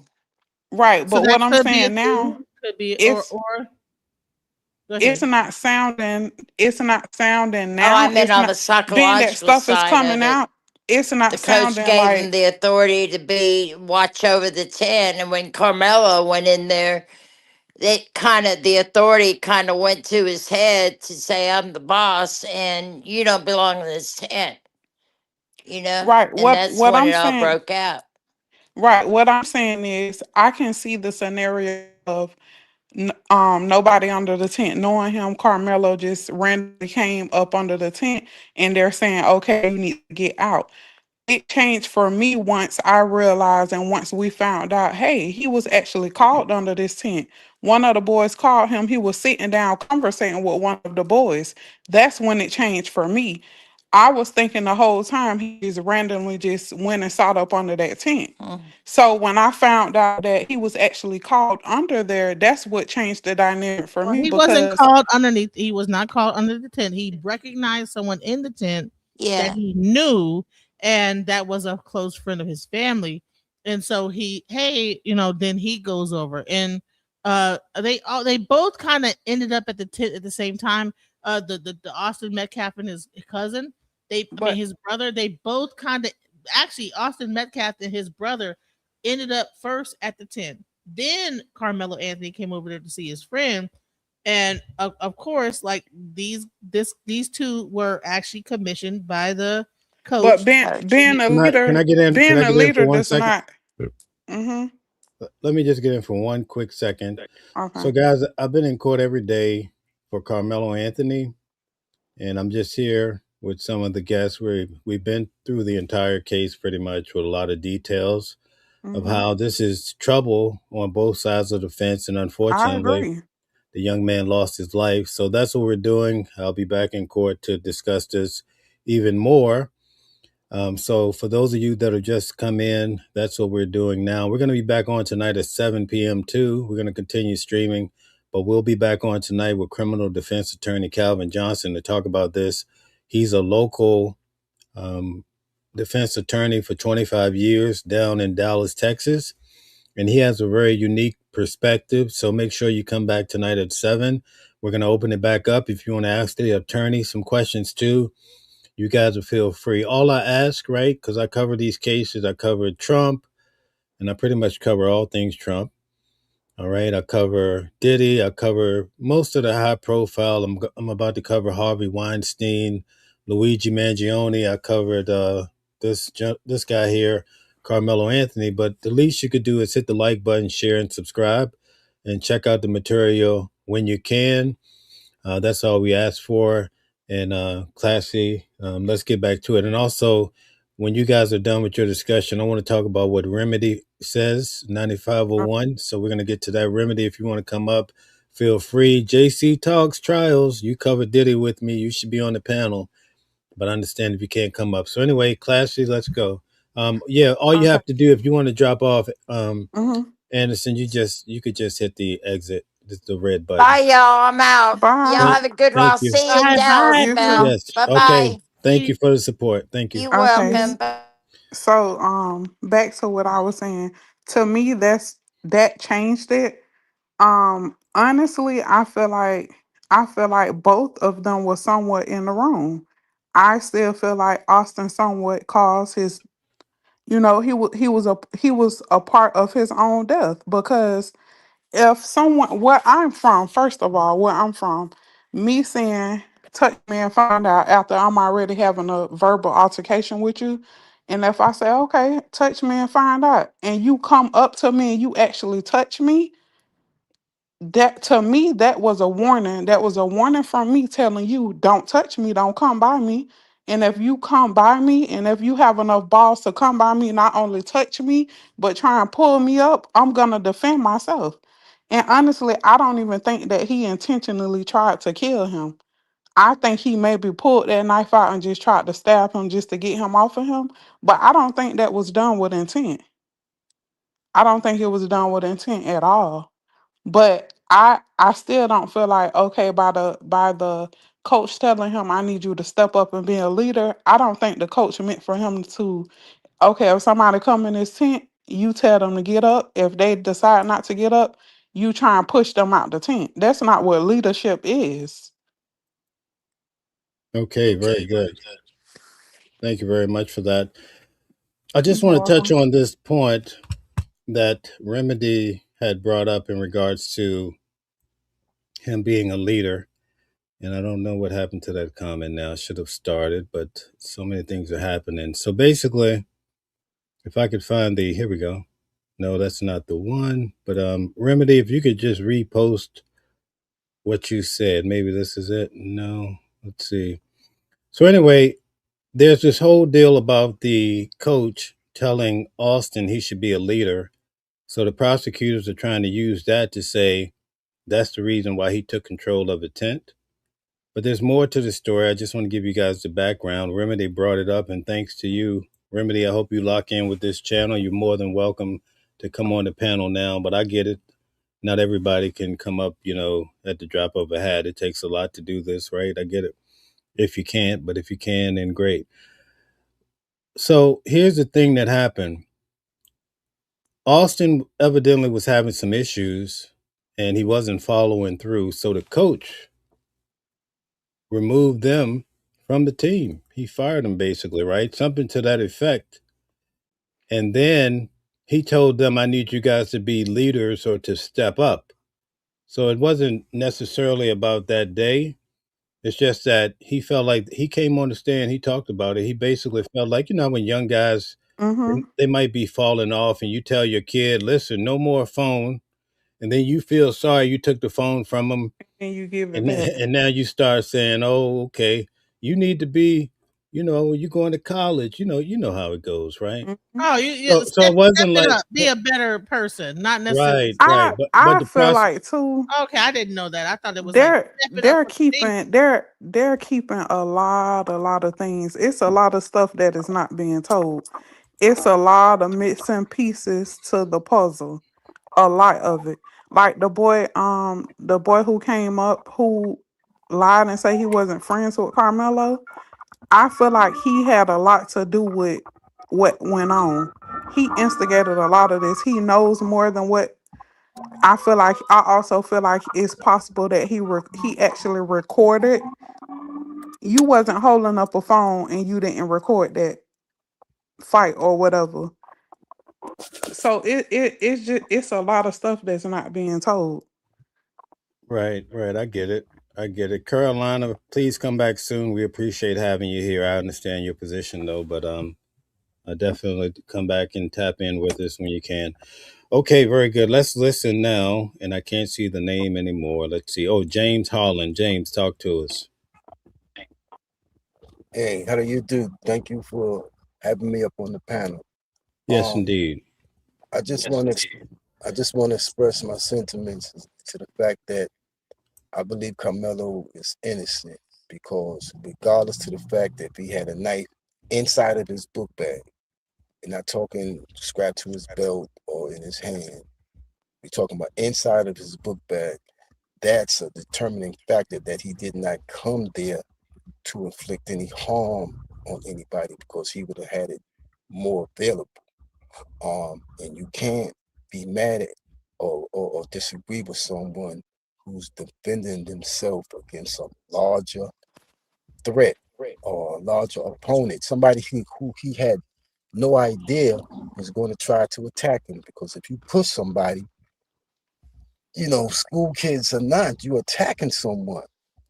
And you shouldn't, and you have no right to just walk up and attack people, and particularly if you are bigger and stronger than them. Right. Regardless to what the coach, if the coach told him that he was in charge, the coach did not say, "You're security. Here's this badge. Anybody who comes over here, you kick them out." That's not what's been testified to. If he told him to be in charge of the tent, okay, I don't know what that means, but what it does mean, what it doesn't mean is that you have the right to put your hands on someone. Now, if the coach could be partly at fault for not stipulating what in charge means, but common sense should tell anyone that you have no right to be pushing and shoving and bossing anybody else around. If there was an issue with him being under the tent, he should have waited if there were no adults around. because he wasn't planning on going to be on a told him to move. So if he said no, he ain't going nowhere. You got time to go find some adult Mm-hmm. rather than you taking it upon yourself to be be the bleacher sheriff. So once you put your hands on someone, you have no they have a right to respond to whatever threat that's coming their way.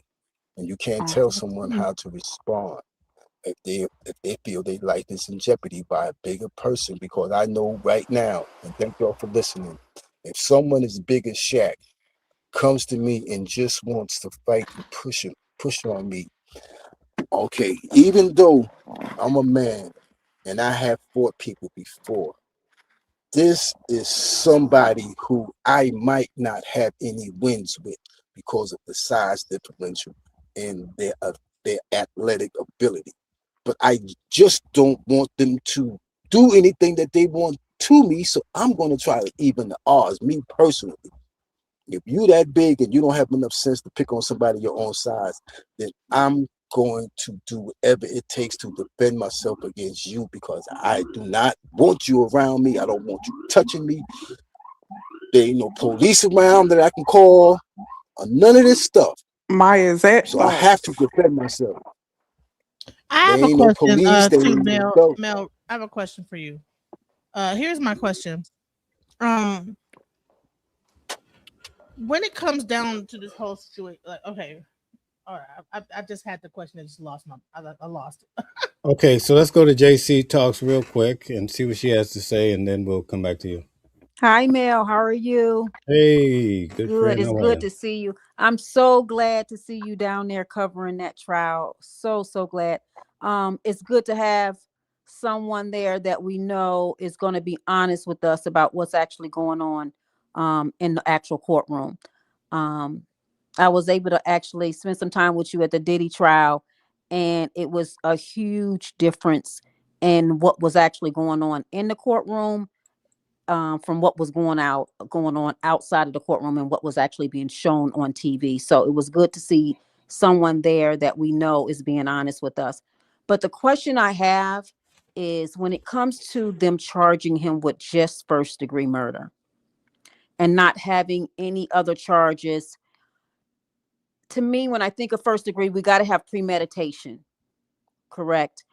And I don't know how they're going to be able to come back with a guilty with premeditation with someone that not go there with the intent to hurt someone, and them actually telling him to leave and actually, being the ones that were the aggressors. How do you think that's going to come across when it comes to the jurors? And that actually gets to the question I was going to ask you: is can they actually switch it up to manslaughter, even though it's a murder charge? Can they switch it up and say, you know what, this is not a manslaughter? I mean, first degree. It's going to be manslaughter, and then still try him on, or do that? Can the jury do that? Or So what I would say to that is we're about to start the show at 7 o'clock tonight with the criminal defense attorney right in the backyard of the courthouse. So leave that question for him tonight because you could get the expert instead of someone trying to guess about it. Okay. So definitely come back on the show tonight. We're going to open up the panel. We're going to go probably 2 or 3 hours. So you'll get your shot tonight to get those legal questions answered. Okay, guys. Okay. As far as Awesome. that goes, that's what I would say. But as far as the premeditation that you're talking about, JC, um, I think it might be a lot of people are debating about that. But again, there's a reason why they put it on the table because they felt like they could make it stick. And again, I keep trying to say New York is different than Texas and Virginia and California.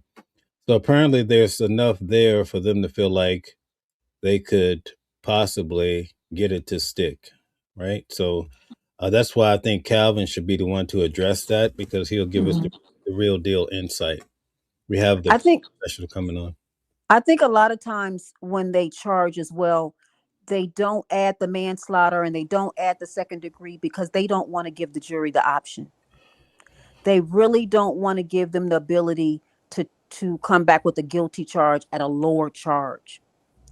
I do wonder sometimes when they make those decisions, do they take the family's feelings at heart?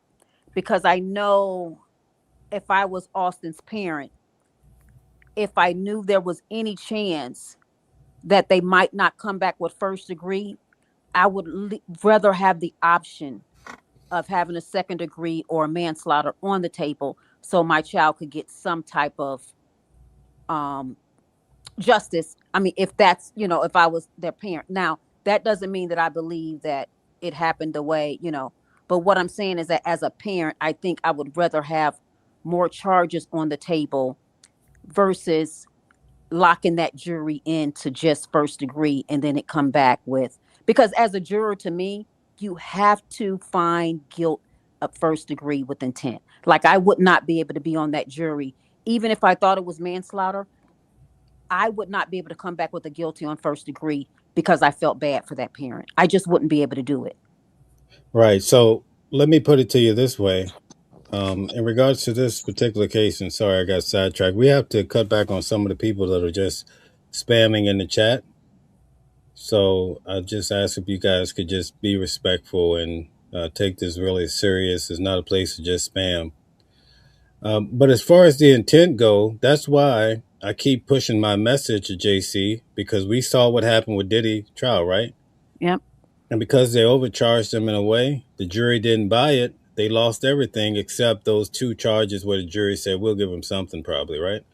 But for the most part, because he wasn't accurately charged, in my opinion, that's the reason why they ended up with, if they didn't have those other 2 charges, it would have been 0, right? So it's risky, and that's why I'm saying you have to prepare yourself, because the jury could come back and say not first degree murder, whereas manslaughter would have stuck better. But anyway, we have so many people trying to get in, so I just wanted to have Scam Chan to come forth and tell us what you have to say. Well, I'm looking at it from this point of view. If he knew that there was some trouble with these guys before he even got there, why not just avoid them? And then the other part is, if you're bringing this knife for what purpose would you even have to bring a knife around anyone? You looking for trouble? And if the trouble does happen to come up, you still have the option to leave. You don't have to engage with a knife. He didn't know them, honey. That was a mistake. That's a lie that was told by the media. Was he still speaking? He had no idea who those people were. What happened, Jim? Okay, I need everybody to just mute up because we're getting like a lot of noise if in the you're background. speaking, I can see that I'm in the show, but I can't hear you guys. Okay, so I'm not sure what the issue is. Go out and come back in. Okay, go close out and come back in. Let's have the gentleman keep speaking and elaborate on what you were saying. Well, I was thinking that if there's the bottom line is there's a reason he had a knife anyway, whether he knew he had it or not. He had access to it and used it. So I'm looking at it like, do you just happen to carry a knife where you shouldn't carry one, expecting nothing to happen, or are you looking forward to something happening? Like, say for instance, if the knife happened to be a gun, it's like your whole attitude towards what's going on around you is an excuse to use the gun. So in this case, he happened to have the knife, and whether things got heated or not, it was a slight push, or they was bullying on him. It was one-on-one. Well, if anyone can hear me, I would say that this young gentleman is going to be convicted not based on the evidence at hand, but because of the jury on that bench. And most of the racist white supremacists on juries don't empathize nor sympathize with a non-white black defendant. So self-defense for him doesn't matter the same way as self-defense matters to a white person. Okay. Well, a very important explanation. I understand where you're going with I that. Would can't hear anybody? anything. Can anybody hear me? I can hear you. Can you hear me? So I guess we're having some technical issue. You can't hear me at all? Okay, so maybe you. Well, if you can't hear me, it's just all right. So, So, but I have a who would like question. to respond to that? I would say this is that I get it. Self defense is not the same for I mean, white versus, I would have to agree with the but brother. I would say Peace to the also, panel, can peace you to guys hear everybody, me? peace to the host. I would The have to new people agree. I cannot mean, hear Ho- us on the Hold panel. on, I can hear you, Genesis. I can hear you quite well. So I'm I'm not here. sure what. Can you hear me? Yeah, I can hear you too. So I'm not sure what the issue is for some other than others. But anyway, Genesis, say your piece, and then I'm going to address the brother that's trying to speak on code. Okay, because I was gonna say, I'll let you answer that question. My question is that were there any other kids in the tent that had video cameras? My thing is that in the age of video, nobody else had a video camera, or did like the prosecution collect everybody's video and just say like, don't say that you had a video? Because I'm like, this sounds really strange that the only video proof is this far away video camera from far away. Where is the people, like kids in the thing that had video cameras? I mean, did Good you see point. anything like that? Like, why is there no other video? Well, that's something we really can't speak on because in court we've only heard about Eddie. Now, under the defense, that might be one of the things that they have coming down the pipeline. They may have several videos. We don't know for sure. So right now, that's just a hypothetical. So we'll just have to wait and see on that one. I'm gonna go back to on code, and I want to see if we can hear you now. So on code, try to speak up. Okay, how about now? Can you hear me? Yeah, I can hear you fine. So say your piece. Oh, okay. Yeah, I was just going to say, clearly what we can see here, man, I'm trying to be as unbiased as possible. But I mean, it's kind of hard to when we know that there's always been a two-tier justice system in this country. And there's a couple things going on here. We have court, the one that's going on and the one that actually matters where he's going to be sentenced. But we also have what's called the court of public opinion, which is what's going on right now and what we're doing and what everyone else is doing because as we know, the judge has, basically sealed off everything. There's no electronics, no camera. We don't get any footage. So we're basically going off everyone's word and everyone's opinion. And it seems like a narrative is being spun, and that's what's kind of pissing me off. They're leaving out that he was a 3.7 GPA student. He held two jobs. This young man had no criminal record. He came from a two-parent household. And the narrative that's being spun here through, I've seen it on Court TV and a couple other news outlets, is really what's pissing me off. How they're using his mugshot pictures and they're just really trying to paint him as a monster. And in the court of public opinion, he's looking bad because we don't have enough black media reporting on this as the other side does. And it's just a narrative being spun. Okay, so let me explain that to you, right? So typically in these cases, I'm pretty sure you're probably familiar. The prosecution goes first, and they're gonna try to bury the guy. They're gonna find every little bad thing to say. They're definitely not gonna say anything good about him. So the defense just started at the end of the day on Saturday yesterday. So now you're gonna start to hear all the good stuff about him. But again, I explained when it comes to mainstream media, they're not going to tap into all of that. And right now, mainstream media is definitely going to reign supreme. And unfortunately, it's going to be more negative in the light of any defendant, unfortunately, and especially Carmelo Anthony, if you get my drift. So look forward to at least just we're talking about technicalities of the case. And you can come back tonight at 7 and talk with criminal defense attorney Calvin. But now you're going to start to see the defense, talking about Carmelo, and they're going to try to tell you the great things about him. So that's just how that goes. Yeah, and I want I hate not to cut you off, and I kind of see these buzzwords that they're throwing out. And even there was another case in Texas, maybe 10 or 15 years ago, where a young white man mowed and plowed down, I think, four people, and they used an affluent disease defense, and it actually worked, and it got him off. And now they're throwing out this word gouting or goading or whatever it's called, and they're using these buzzwords. These kind of seems like these people are just making stuff up as the game goes along and throwing out these buzzwords to try to get people hooked and as a way to get him off. You know, I don't know if you're familiar with that affluent disease that they used a few years back, also in the state of Texas. Right. And I just want to say we have a lot of amazing people coming through, well spoken. Guys, definitely tap in with the channel, The like, share, term they used subscribe. was affluenza.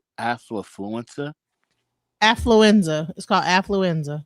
Okay, thank you very much. So take a moment, hit the like button, share, subscribe. Make sure all of you guys come back tonight at 7 p.m. I'm having on criminal defense attorney Calvin Johnson. We have a show every week on Sunday at 7 p.m. where he takes the cases that I actually go to and he puts it under the magnifying glass of the law. And so you'll get a chance to come on, talk to him, have your questions answered. I'd like to ask that everyone be respectful.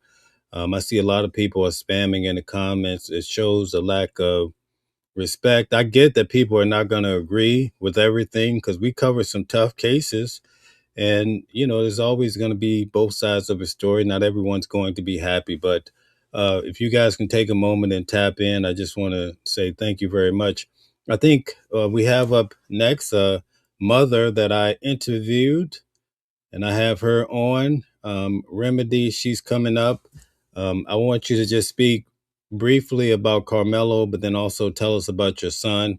And then we're going to have Linwood come up. But before I do that, I just want to make sure that, let's see, Harden is okay. Did you want to add anything further, James Harlem? Okay, maybe you're not there for right now. Okay, so Remedy, go right ahead. I'm here. I'll Go ahead. wait to her. Okay. I think the sound went out. I could hear you at first, I can hear but you. can I'm you hear sorry to me? interrupt. Yes, I think go the ahead. term that they used was affluenza. Okay, we copy that. Thank you very much. Can Appreciate that. Okay. can you hear me? Yes, go ahead. Tell us about it. We can hear you. Mhm. Okay, so Remedy, go right ahead. I don't know if she can hear you. Okay, so I'm not sure if you guys I can. can hear you. Go ahead. It's a Remedy, go delay. ahead. It's a delay, Bill. It's a delay. I think the sound went out. I can I hear do you. want to Okay, you guys respond can to the hear me. gentleman I who got to see said if you can there's hear not a me. lot of I can't hear you, but there's you not can enough hear me, black so I'm gonna press still covering go it ahead and speak. because I Um, think black people in are Hold already on. kind regards of see the to writing on the Hold Carmelo on. wall once it's an Anthony, all-white jury. I feel Uh, like the Mute L. baby Mute L. is definitely not guilty of first degree murder. He had no knowledge of, well, of course, they probably knew each other from around, but he did not go to that meet with murder on his mind. He didn't go to that meet with intent to stab and kill someone. He was um, called under the tent.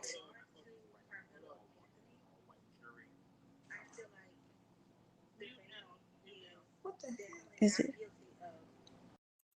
Okay, so we're gonna have to bring her back on. We're having so much technical difficulties. So Linwood, go right ahead. Toward the end, I'm going to clear everybody out and bring Remedy on. So Remedy, sit tight. Linwood, go right ahead.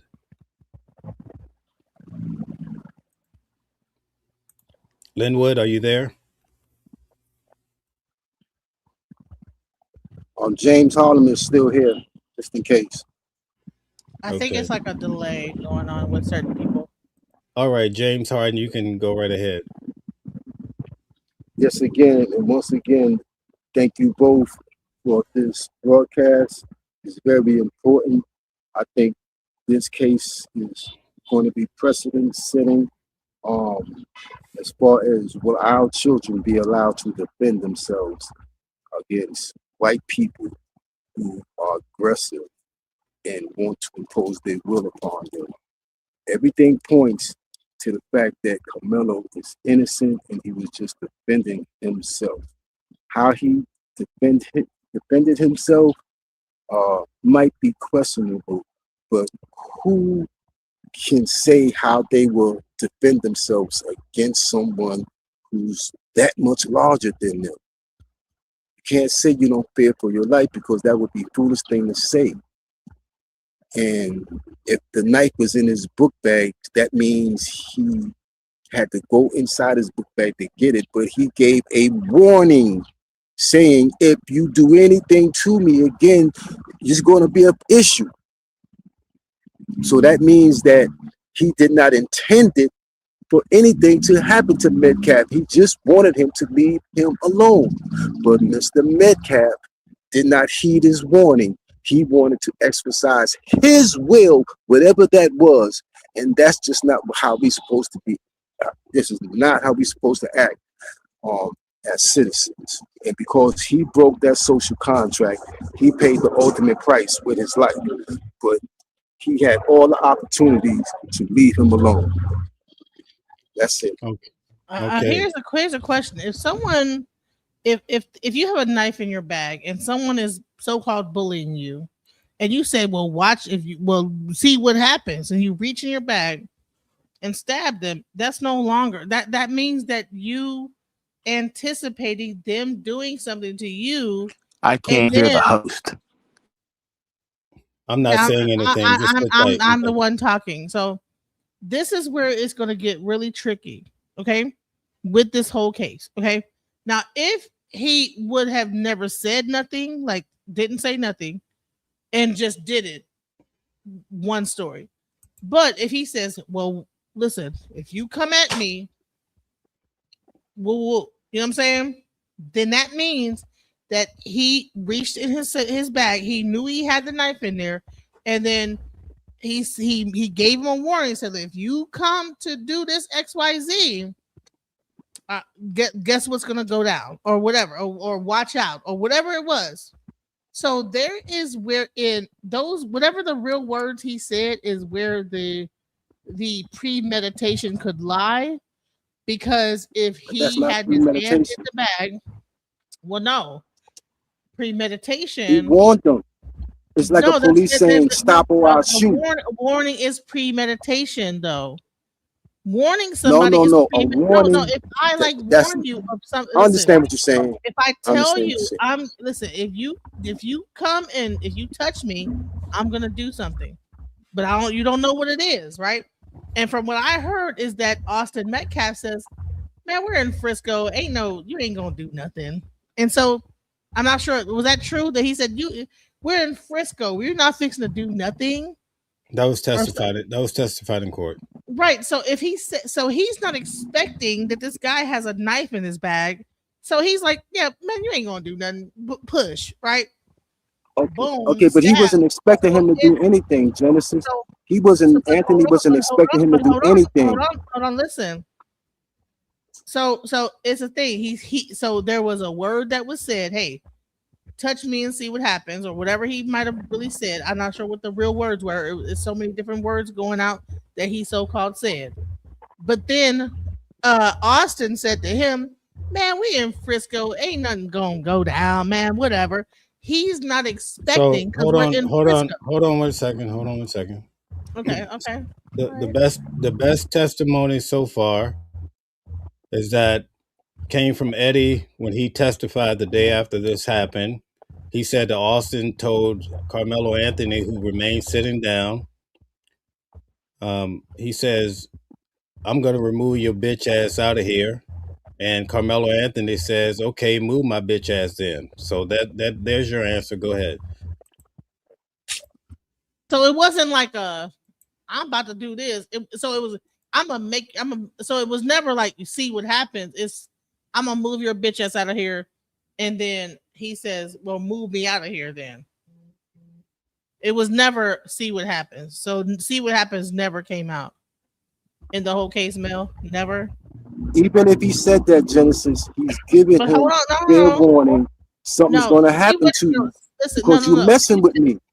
no. Stop it. If Hold you on. Even say if he said that. Hold on, guys. We gotta clear this out. So I'm gonna answer your question, then I'm gonna let the brother go, because so we could just stay clear for the audience sake. Okay. Remedy. Before we do that, I want to address you.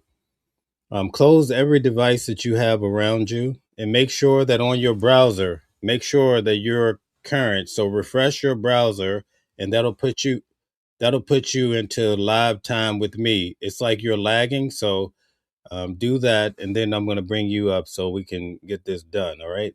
Thank you, and it's nice to have you. I want everybody to hear your story. So that's that. So let's let James Harlem state his claim.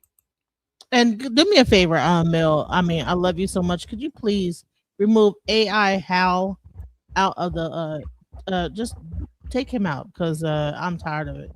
He keeps Okay. doing stuff. He's from your side, I believe, right? No, he's on your side, but he's from that's the Van Hawk Council, Reverend whatever. He does this. He says that every time I say Yeah, something. that's what I'm saying. I think he's from your side. Okay. So anyway, all right, I'll take care of that. But go ahead, let him let the brother James Harden. I want to hear him out. Go ahead with your refute her claim. Go ahead. Yeah, I was saying, even if he said, if you touch me again, you're gonna find out. He's giving, and while he's handing in his bag. So Metcalf had the option to leave him alone, just like he had the option to leave him alone before anything started. He had the option to not see what's going to happen if I continue to assault this person. He continued to assault him. So it's on him now. It's not on Anthony. Anthony gave him fair warning. Leave me alone, big dude. While he's sitting down, if that's the accurate testimony, he had no intention on hurting this dude. But Metcalf wanted to hurt him in one way or the other, even if it was a push or anything. He had no reason to make contact with him. He should have went and got some faculty members, the coach. He should have waited. There was no immediate rush for him to leave out the tent in the rain and do whatever. No, he was exercising too much authority, and he did not have any authority. Okay, So so he got because he brought it on himself. James Harlan, I'm going to ask of you to come back. I mean, I'm not telling you to leave now, but I want to hear this question put before Calvin, the criminal defense attorney, tonight at 7 p.m. Because I would really like to Yes, sir. know. I mean, you're bringing up a great point, but I really need to see you back here in class teaching again. And I like I like that point. So definitely come back because I won't remember because I'm on the road. But if you could address Calvin, that'll be great. All right. So thank you. We're gonna move over. I'm gonna see if we at this time can hear Linwood real quick and see if he's there now. We're gonna make another attempt. And James Yes, is sir. from my side, by the way. Bill, you say that the other guy from my side. James from Yes, my sir. side. Okay, great. Yes, sir. Good evening to you. Um, to be honest with you, non-white black males do not have the constitutional right to defend themselves and be actually treated under the law as standing their ground. Um, this is pretty much going to be an open shut case, not because of the evidence, not because Mr. Anthony was defending himself, which clearly he was, but because white this is a white supremacist country where white people are given the liberty and the constitutional right to defend themselves and be credible in self-defense, as otherwise non-white people doing the exact same thing or exercising the exact same thing are not given the same liberty or treated as criminal or treated as misfits, even when they have two parents in the home, even when they are, university bound students, academic or athletic or otherwise. Um, and studies have been well pointed out. Studies from law professors and law schools have indicated this, that white jurors do not empathize with black or non-white defendants. So, the best thing I can say at this moment about Mr. Anthony is that one or two things needs to happen here. Either they already need to go on an appeal automatically and stop this pussyfooting around with the race card and just call it what it really is. Because if Mr. Anthony was a white person and the Metcalfs were non-white persons, I think you'll find a different result here. But I'm kind of getting sick and tired of the legal thing, because it goes back to the movie A Time to Kill. We sitting up there constantly arguing about points of order and points of law. These white people don't care about no laws. They don't care about statutes. Hell, they broke them. They can break them anytime they get ready. And it's about time that black people start breaking the same laws, because bottom line is, who's enforcing them? Okay, thank you very much for your expression, Linwood. I hope you come back later at 7 and tap in with us, and also I hope you guys all subscribe to the channel, and it's nice to Much have you guys appreciated. around. Yeah. Much Also, appreciated, Genesis. sir. Yes, Genesis. Can you state your information real quick? So my channel is at DJ Genesis Detroit. Let me put it in the well, you know what? It's on my page, but you can like put it. Put it in the chat, and I'll put it on the screen. How about that? But if I'll be there, oh sorry, don't do that one. Sorry, my bad. What I'll do is that if I'm here later on, I'll co-stream it again, same way I did just now. So, but this is my page. All right, very good. So she's gonna post her page. I'm gonna put it on the wall. Okay, Remedy, go ahead and state your claim. All right, you guys, I can hear you now. You guys can hear me. I Yes. was saying that for Karmelo, I definitely feel like he's not guilty of premeditated or first degree murder. That baby went to that track meet he was competing. I want to point out that Austin and his brother, they may not have been suspended from school, but they were definitely suspended off of the track team. They want to make a point and say that the tent didn't belong to Karmelo, so he had no right to be there.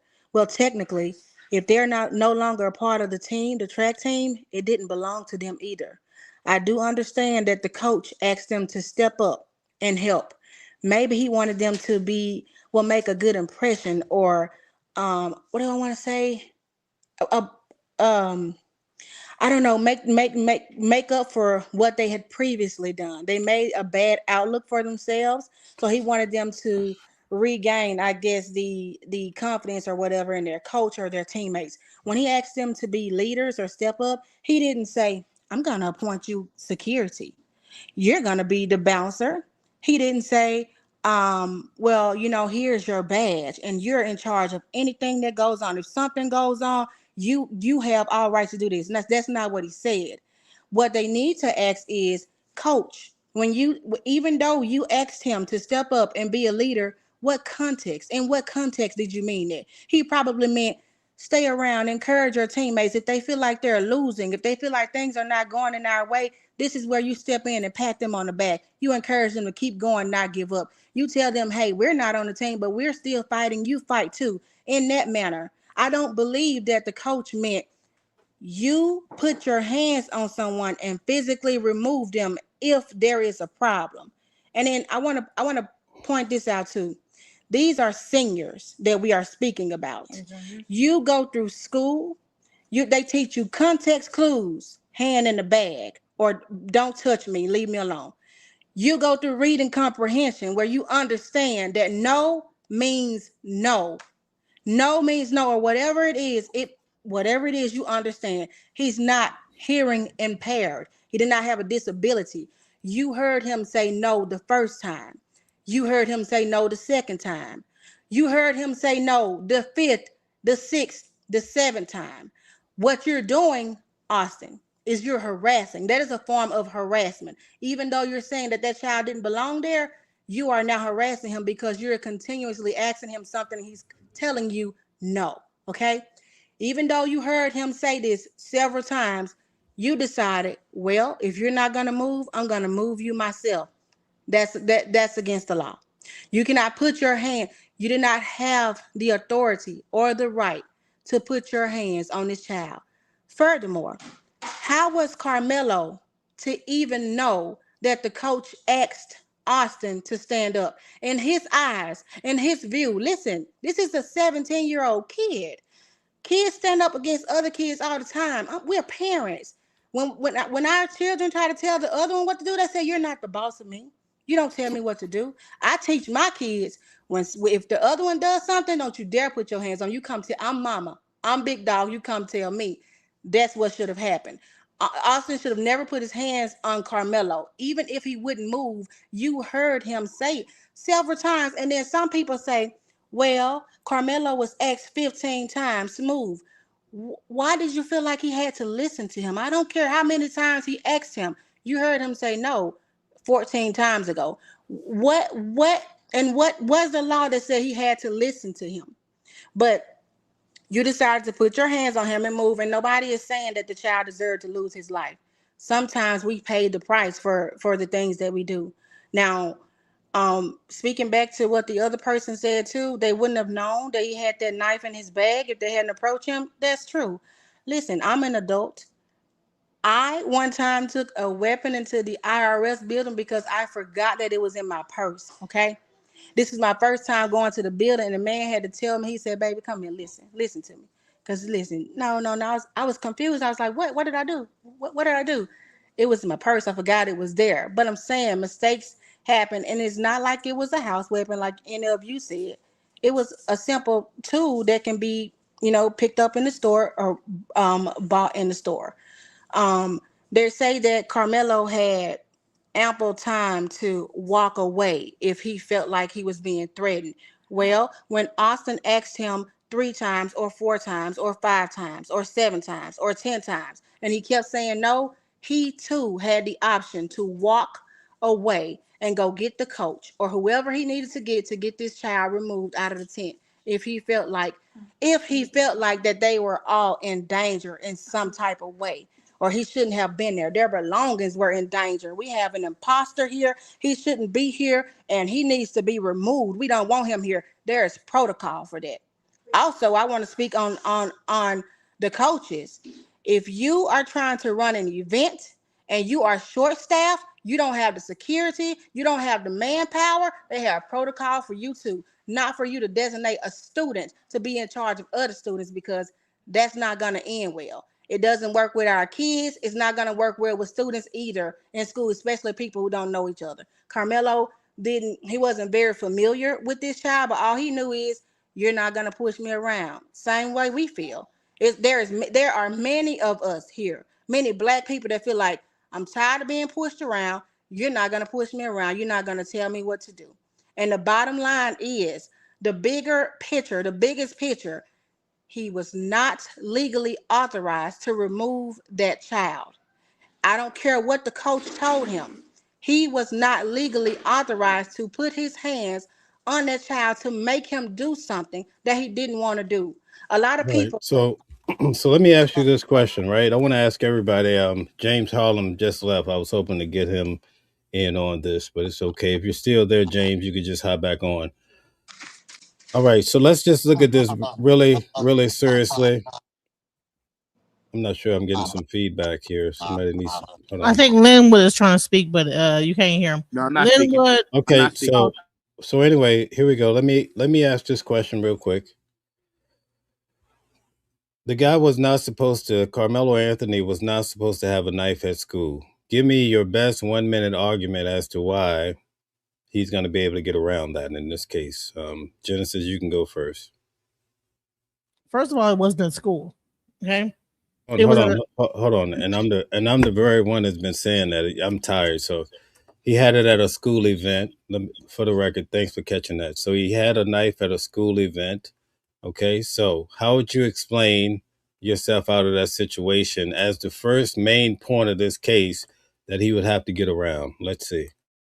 I would say this is that if you actually been to any tracks, they are off of school ground. They're all right. They're normally in a junior high school, like away from the school. You understand?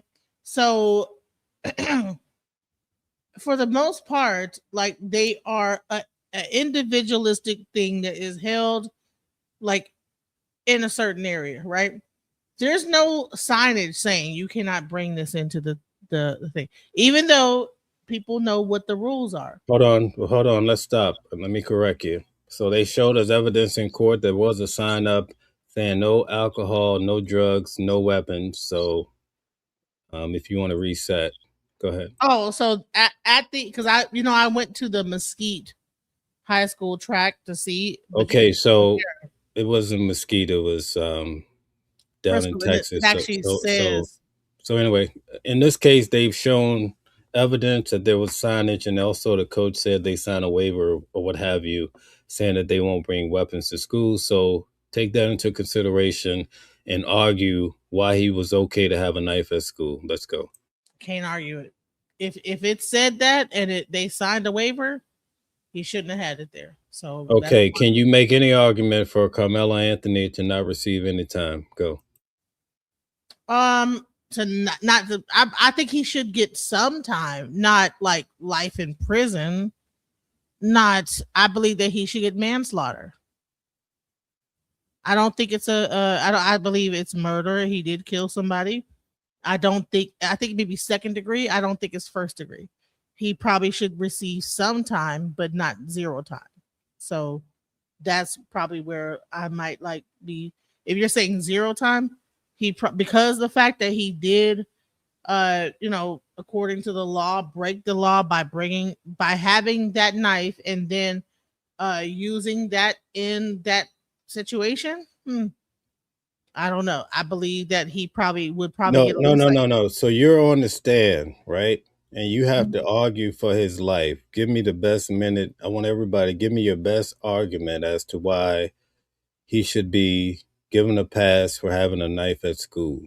Because that's what this is gonna boil down to. I gave you guys all the different surrounding scenarios, but make an argument for him as though he was your son or somebody that you cared about Give tremendously. me a second and let somebody else answer. Let me just think about this. I gotta think about this. Let me just think. Okay, so Linwood Remedy, one of you guys want to chime in and try to make an argument as to how would you get around this knife at school business?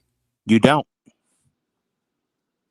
Okay, so make your argument against it, for it. Just give us a one My minute spiel. If a racist white supremacist messes with a powerless non-white person, white power over non-white powerlessness, Mr. Anthony did exactly what I would have done, which is maximum emergency compensatory justice. Plain and simple. I would rather do life in prison than let a racist white supremacist try to harm me. I Okay, have so no now, so I now I have no have to sir. I let. say through the court system because it's ran by white supremacists. Burn it down to the ground. We don't need to keep having this argument about legal standards and all this other garbage. These people don't follow that. We're still playing by those same old cracker rules. They don't follow their own laws. If you look at the state of Texas, people walk around with knives and guns a lot, and it's very common in that state. What makes it so different for Mr. Anthony to walk around with a pocket knife? I'm not on the law side here, sir. I'm not even going to argue the points of order because bottom line is if they don't follow those points of order, why should we continue to do the same thing? Why should Mr. Anthony and his lawyers have to get up there and say, well, this was a self-defense case? No, two racist suspected white supremacists tried to harm me. And like the man in the movie Time to Kill, yes, I hope they die and I hope they burn in hell. All Okay, right. so let So me I just ask finally you. have Hold on one second. That's what Hold I on. would go with. Okay, so let me ask you this question in regards to what you said. How would you establish in court that a 17-year-old young kid is a white supremacist? They're white, plain and simple. If they function no. as if they function as members of a race, they are suspected white supremacists. White equals terrorist. White equals racist. You know, it's cut and dry to me. That's like, listen to me. They're ISIS and they're the Taliban. You don't sit down and you don't try to make a legal argument with a suspected terrorist who has been terrorizing you, and his race of people have been terrorizing you in all areas of activity. Those areas include, sir, economics, education, entertainment, labor, law, politics, religion, sex, and war, counter war. If you're powerless in a system of white supremacy where you have the enemy on the bench, the enemy in the jury box, how the hell do you get off? Even if you're in the right, how do you get off? Okay, very good. That you did a minute. I respect what you said in regards to that. So now we're going to go to, and thank you. I hope you come back and join the discussion again and subscribe to the channel. We'd like to encourage everyone to like, share, subscribe. I'll be back in court this week. Remedy, give us a 1 minute on how are they going to get around the fact that he brought a knife into a school environment by extension. All right, so I feel like I don't honestly I don't know why he can say that maybe he had it in his bag for protection because it is clear that he knew it was in his bag. He said, "If you touch me, you see what happens." But I think the defense should reach deeper. First of all, in Texas, they are saying that this was not considered illegal. It's not considered a weapon. It's considered a tool. So you can use it for many, many different reasons. Secondly, even though it wasn't at a school, it's a school event. And if they had had the proper, I want to say metal detectors, if they had had the proper searches or the security to make sure, because just like he was a kid that could have brought it in there, it could have been an adult like me, a psychopath or somebody who wants to come in there and do a shooting, just a random shooting for no reason. If they had had the proper staff or whatever they need to search and make sure that it wasn't in there, he would have been notified. He would have been, made aware that, hey son, you can't have this here. It may be legal, but this is not allowed here. You understand where I'm going?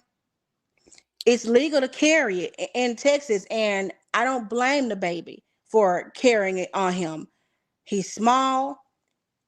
We are in a society, a world where you are absolutely crazy to think that race does not exist. It's here, it's alive, and it's showing. Let I me mean, let me race. ask you let me ask you real quick. Does the results let me mute you. Hold on. Does the results match the actions of Austin Metcalf? Go ahead. When you say, what do you mean? Can you elaborate a little more? So let me say it this way. Did his actions warrant him losing his life that day? No. I don't feel like he should have lost his life, but at the same time, I don't feel like Carmelo intended to kill this child. He even asked, was he going to be okay? He even told the coach he's not gonna die. I don't even think he realized where he stabbed him at or the extent, of the injury or what could have happened. He just wanted him to get up off of him. He didn't want him to, hurt him. And I don't know if people understand that even without a weapon, if that's everybody is not brave enough 130 pounds to stand up to a 220-pound fella and take a whooping or take a beat down. Some people are brave and they'll get the crap beat out of them. Sometimes you bounce back from it. Sometimes you can end up in the hospital, and I see people praying over you, hoping you make it. They are around metal. Even if that child had decided not to protect himself with the knife that he had in his bag, and they had jumped on that child, they are around metal. They could have punched him upside his head one time. He could have been killed. He could have fell and hit his head backwards on the bleachers. He could have been killed. Or even if he had pushed him, if he hadn't used a knife, if he had simply pushed that child, like, get the freak away from me, and that boy, as heavy as he is, fell down on those bleachers, he could have been killed then. I think it was all self-defense. And regardless of whether or not he was supposed to have the knife there or not, it still does not take away the fact that this case is about self-defense. This child was defending himself. He definitely wasn't provoking like the prosecutors are trying to sell. They're trying to say that he was provoking this child by saying no. Are you insane? All Because he said right. no, that's provoking? It's Oh, not. thank you very much. You gave your answer. Hold on, let me mute it. Thank you very much for that. I'm getting some back feed from you, but thank you. I hope you come back on at 7 o'clock, which is very soon. I look forward to just having a little break. So now we're going to hear from DJ Genesis as the final one to explain or give us some explanation as to why and how they're going to get around the knife at the school event.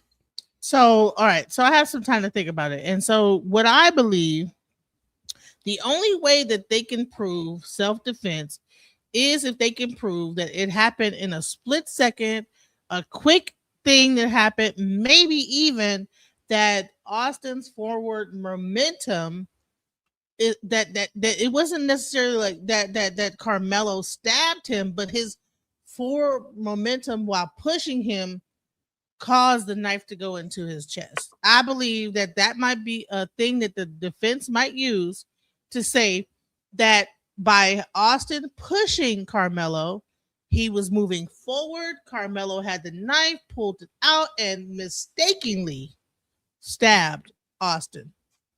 Other than that, if he pulled the knife out and stabbed him, that is going to be a problem. The only way to, in my opinion, to completely excuse him is if it was a mistake 100%. But there's also thing where, well, I stabbed him, but like, no, I didn't do that. So, okay. So there is some like things saying that, hey, he knew he had stabbed him. So it's so much things going on in this situation. Like, so maybe he didn't understand that stabbing somebody could kill him. I don't know. But the fear, like he's afraid, uh, I'm defending myself. I was they said that everybody was yelling at him all at the same time to leave the tent. Like maybe one person started and then everybody else began, and then maybe got overloaded in like so much going on that it just happened so quickly and I had no idea. That's the only way. If he can prove that like this happened spur of the moment, he didn't really understand what he was even doing, maybe they can like be able to fight this. Other than that, if he actually deliberately stabbed him, I think that he's going to get time. And that's Well, my. but mainly the question that I'm asking is arguing how he was able to get a knife or bring a knife to school. How would you get around that argument? I mean, they said he was camping, right? He's a camper. I even remember like that Austin and his brother were fishers, right? I mean, fishing, camping is a well-known thing in that area. So it might be a thing where it's commonly known to have knives and to be fishers and you know uh in those areas to do that, to have a weapon. Maybe that the knife was not really a thing that to stab somebody, but like I'm a camper, like I fish a lot. This bag, here's another thing, let me tell you this. When you go to high school, you have to have clear bags when you go to high school in Dallas and like the whole area, right? This particular bag had to be a separate bag from what he goes to high school with, because when you go to high school in the DFW County area, it has to be a plastic clear bag that security can see through. However, track meet, they don't have to have a clear bag.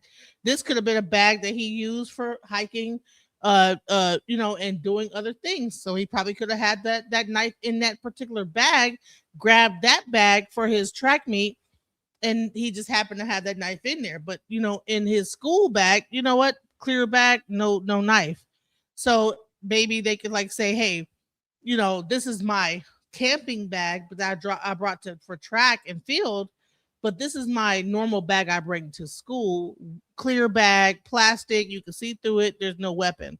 So maybe this was like a separate bag for, that he uses for like, camping, doing The regular the stuff. the bag had, it was his school bag from Centennial, so we know that as Oh, evidence. It actually had it on there. oh wow. So I don't know. Cause I know Well, like who is his defense attorney? I don't Who's know. defending? Say that again. I'm sorry, I can hear you. Sorry to interrupt the young lady. Who is defending Mr. Anthony? A person named Mike something, Mike Is it Now, Howard? here's the question: what argument is he making? Now, the host, you're asking a very interesting question. What defense? Well, you don't bring it up because bottom line is you can't make an argument about why would it. I mean, listen, most schools guns are prohibited from being on the grounds, but yet you have an SRO officer on there that's loaded to the teeth, but those guns are allowed on premises. Think about that for a moment. Second thing we got to think about is, does he really camp? And if you're in school, what do you need a knife for? Are you being bullied? Were you being bullied? Was something going on where you had to take matters in your own hands. You couldn't just go run to mom and daddy. You had to stand on your own 2 feet and handle it. And most black kids get bullied a lot in school. And some people, we're not just going to keep going to mom and daddy saying, hey, get the administrator to stop it. Either the administrator is going to stop it, which most of them are suspected white supremacists. I'll put that suspect on the top of it. So our kids are in danger from word go. So and I'll put this argument on the table. What are our children supposed to do to defend themselves against racist aggression? Are they supposed to just take it and say God bless them and forgive them? And what are they supposed to do in any of those situations? Turn the other cheek? Go around to the administrators crying? What are they supposed to do in that scenario? I think the biggest mistake is to turn this into a racial issue. It's already a racial issue, ma'am. We listen. It's no shade at you, my dear, but as black people, we have got to stop this foolishness of just saying, "Oh, there's no racial issue here." I'm saying, like, when it comes down to a trial, that is not going to get him off by saying it's a racial all issue. areas of activity is based on race. When you look at the look, but that's not going to get him off. I don't give a shit. Excuse me. I don't care if it doesn't get him off. That makes our valid point. But saying it's race is not like, oh, it's a racial. The white people, whatever. That's not going to. Bottom line, it's about the law, and they don't follow the law, man. Hold on, the example they don't follow that law. Was me trying to understand. They wrote it, but they don't follow it. Standpoint. Maybe it was about like that he had a bag or whatever. Everything I said, hey, Mel was able to say, nope, it wasn't a clear bag. It wasn't because of that. There was a school bag. So this seemed to me like he might be cooked, to be quite honest. And I don't care how much race you want to bring into it. It sounds to me like they're gonna like be able to not even care about like the fact that he had that knife on the school, on that, like, not even school grounds, but a school property, even like outside. Once you get past that mark that says you're on school ground property, can't have weapons there. Then you can't have SROs on property with guns. We saw what happened in Uvalde when a school shooting and did that, and then but they are nothing. They have a permit to have SROs. They had a permit, but they didn't do nothing with it. Security has a permit. There's no knife permit that exists in any law, and maybe after this they will come up with a law about like having a knife permit. But what happens is that, like with guns, it's very clear what the law is, but with knives, it isn't. So maybe this might be a precedent-setting case that's going to happen when it comes down to actually having a concealed knife. But ma'am, they're in Texas. This is the wild, wild west of laws here. Then you're going to be contradicting yourself if you really sit back and think about it. Yeah, so because you can't have knives on a property, but you got guns on a property. Which one's gonna make sense? But you have to have a license to have a gun. But there's no license for a knife. That's the problem. There's license to carry, licenses that exist. So even if a person has an SRO, that's a license to carry as a security officer on the grounds of the school. There is no such thing as a license to carry a knife. So all this is going to do by this case is going to be an example. We need to have license to carry a knife now, and other. I mean, what if he had like a stun gun and he used a stun gun and then he had a heart attack based on using a stun gun? Then what? Right. Wait a minute. Well, I'm sorry to cut the host off here because I definitely want to give the host his flowers here because this is a constructive conversation, but we got to look at the logic of this here. Yes, you are right. That's not going to get him off. And personally, I don't want him to get off because I think this sets an example of, okay, the laws don't work for black people in this country. They just don't. Let's just admit that and move on. It don't work for us. This is not about black or white. This is about having a weapon or not. Ma'am, about black and white, but ma'am, I don't care about them. Hold on. Their own laws. Okay, so guys, if the laws that are written on the books are not applied equally, why the hell do you think that us as Bro, black this is not people? about like that. Hold This on, is hold on, about No, if guys. you have a Hold on, weapon hold on on. school property. That's what it really boils down to. Okay, so we're gonna end it there, unfortunately, because this is turning into an argument. So we're gonna be back on at 7 o'clock with criminal defense attorney Calvin Johnson. Look forward to having you guys back. Remedy, we're gonna have her come back and talk about what happened to her son. Okay, which is very important, but we're gonna do it as a separate show. So we're just going to take a few minutes because I've been live now for almost 4 hours and I typically only do an hour. So at any rate, we'll be back in a few minutes with criminal defense attorney Calvin Johnson. We'll reset, refresh, and go at it again for another couple hours. All right. So thank you very much. During the week I'm in court, it's very hard for me to stream like this. Boots on the ground. In another state. So it's nice over the weekend to catch up. But Calvin is going to help us really understand all of the legal questions that you guys have. I thank you to all of the guests, even though we have varying opinions. It's great that you guys even came up to share in this conversation. Thank you guys.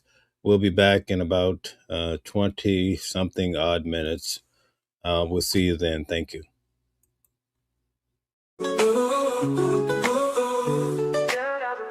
Different voices, but the same song. Building a world where we all belong. Kindness leading the way, breaking the chains. In the symphony of love, the flame remains. Embracing diversity, brighter days in sight. Watching the world sharing love and light. Hearts beating as one in our peaceful flight. Colors of harmony, painting the night. United we stand in love's pure might.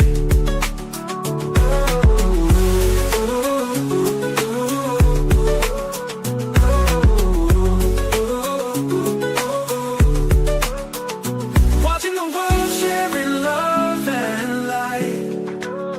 Hearts beating as one in our peaceful flight. The colors of harmony, painting the night. United we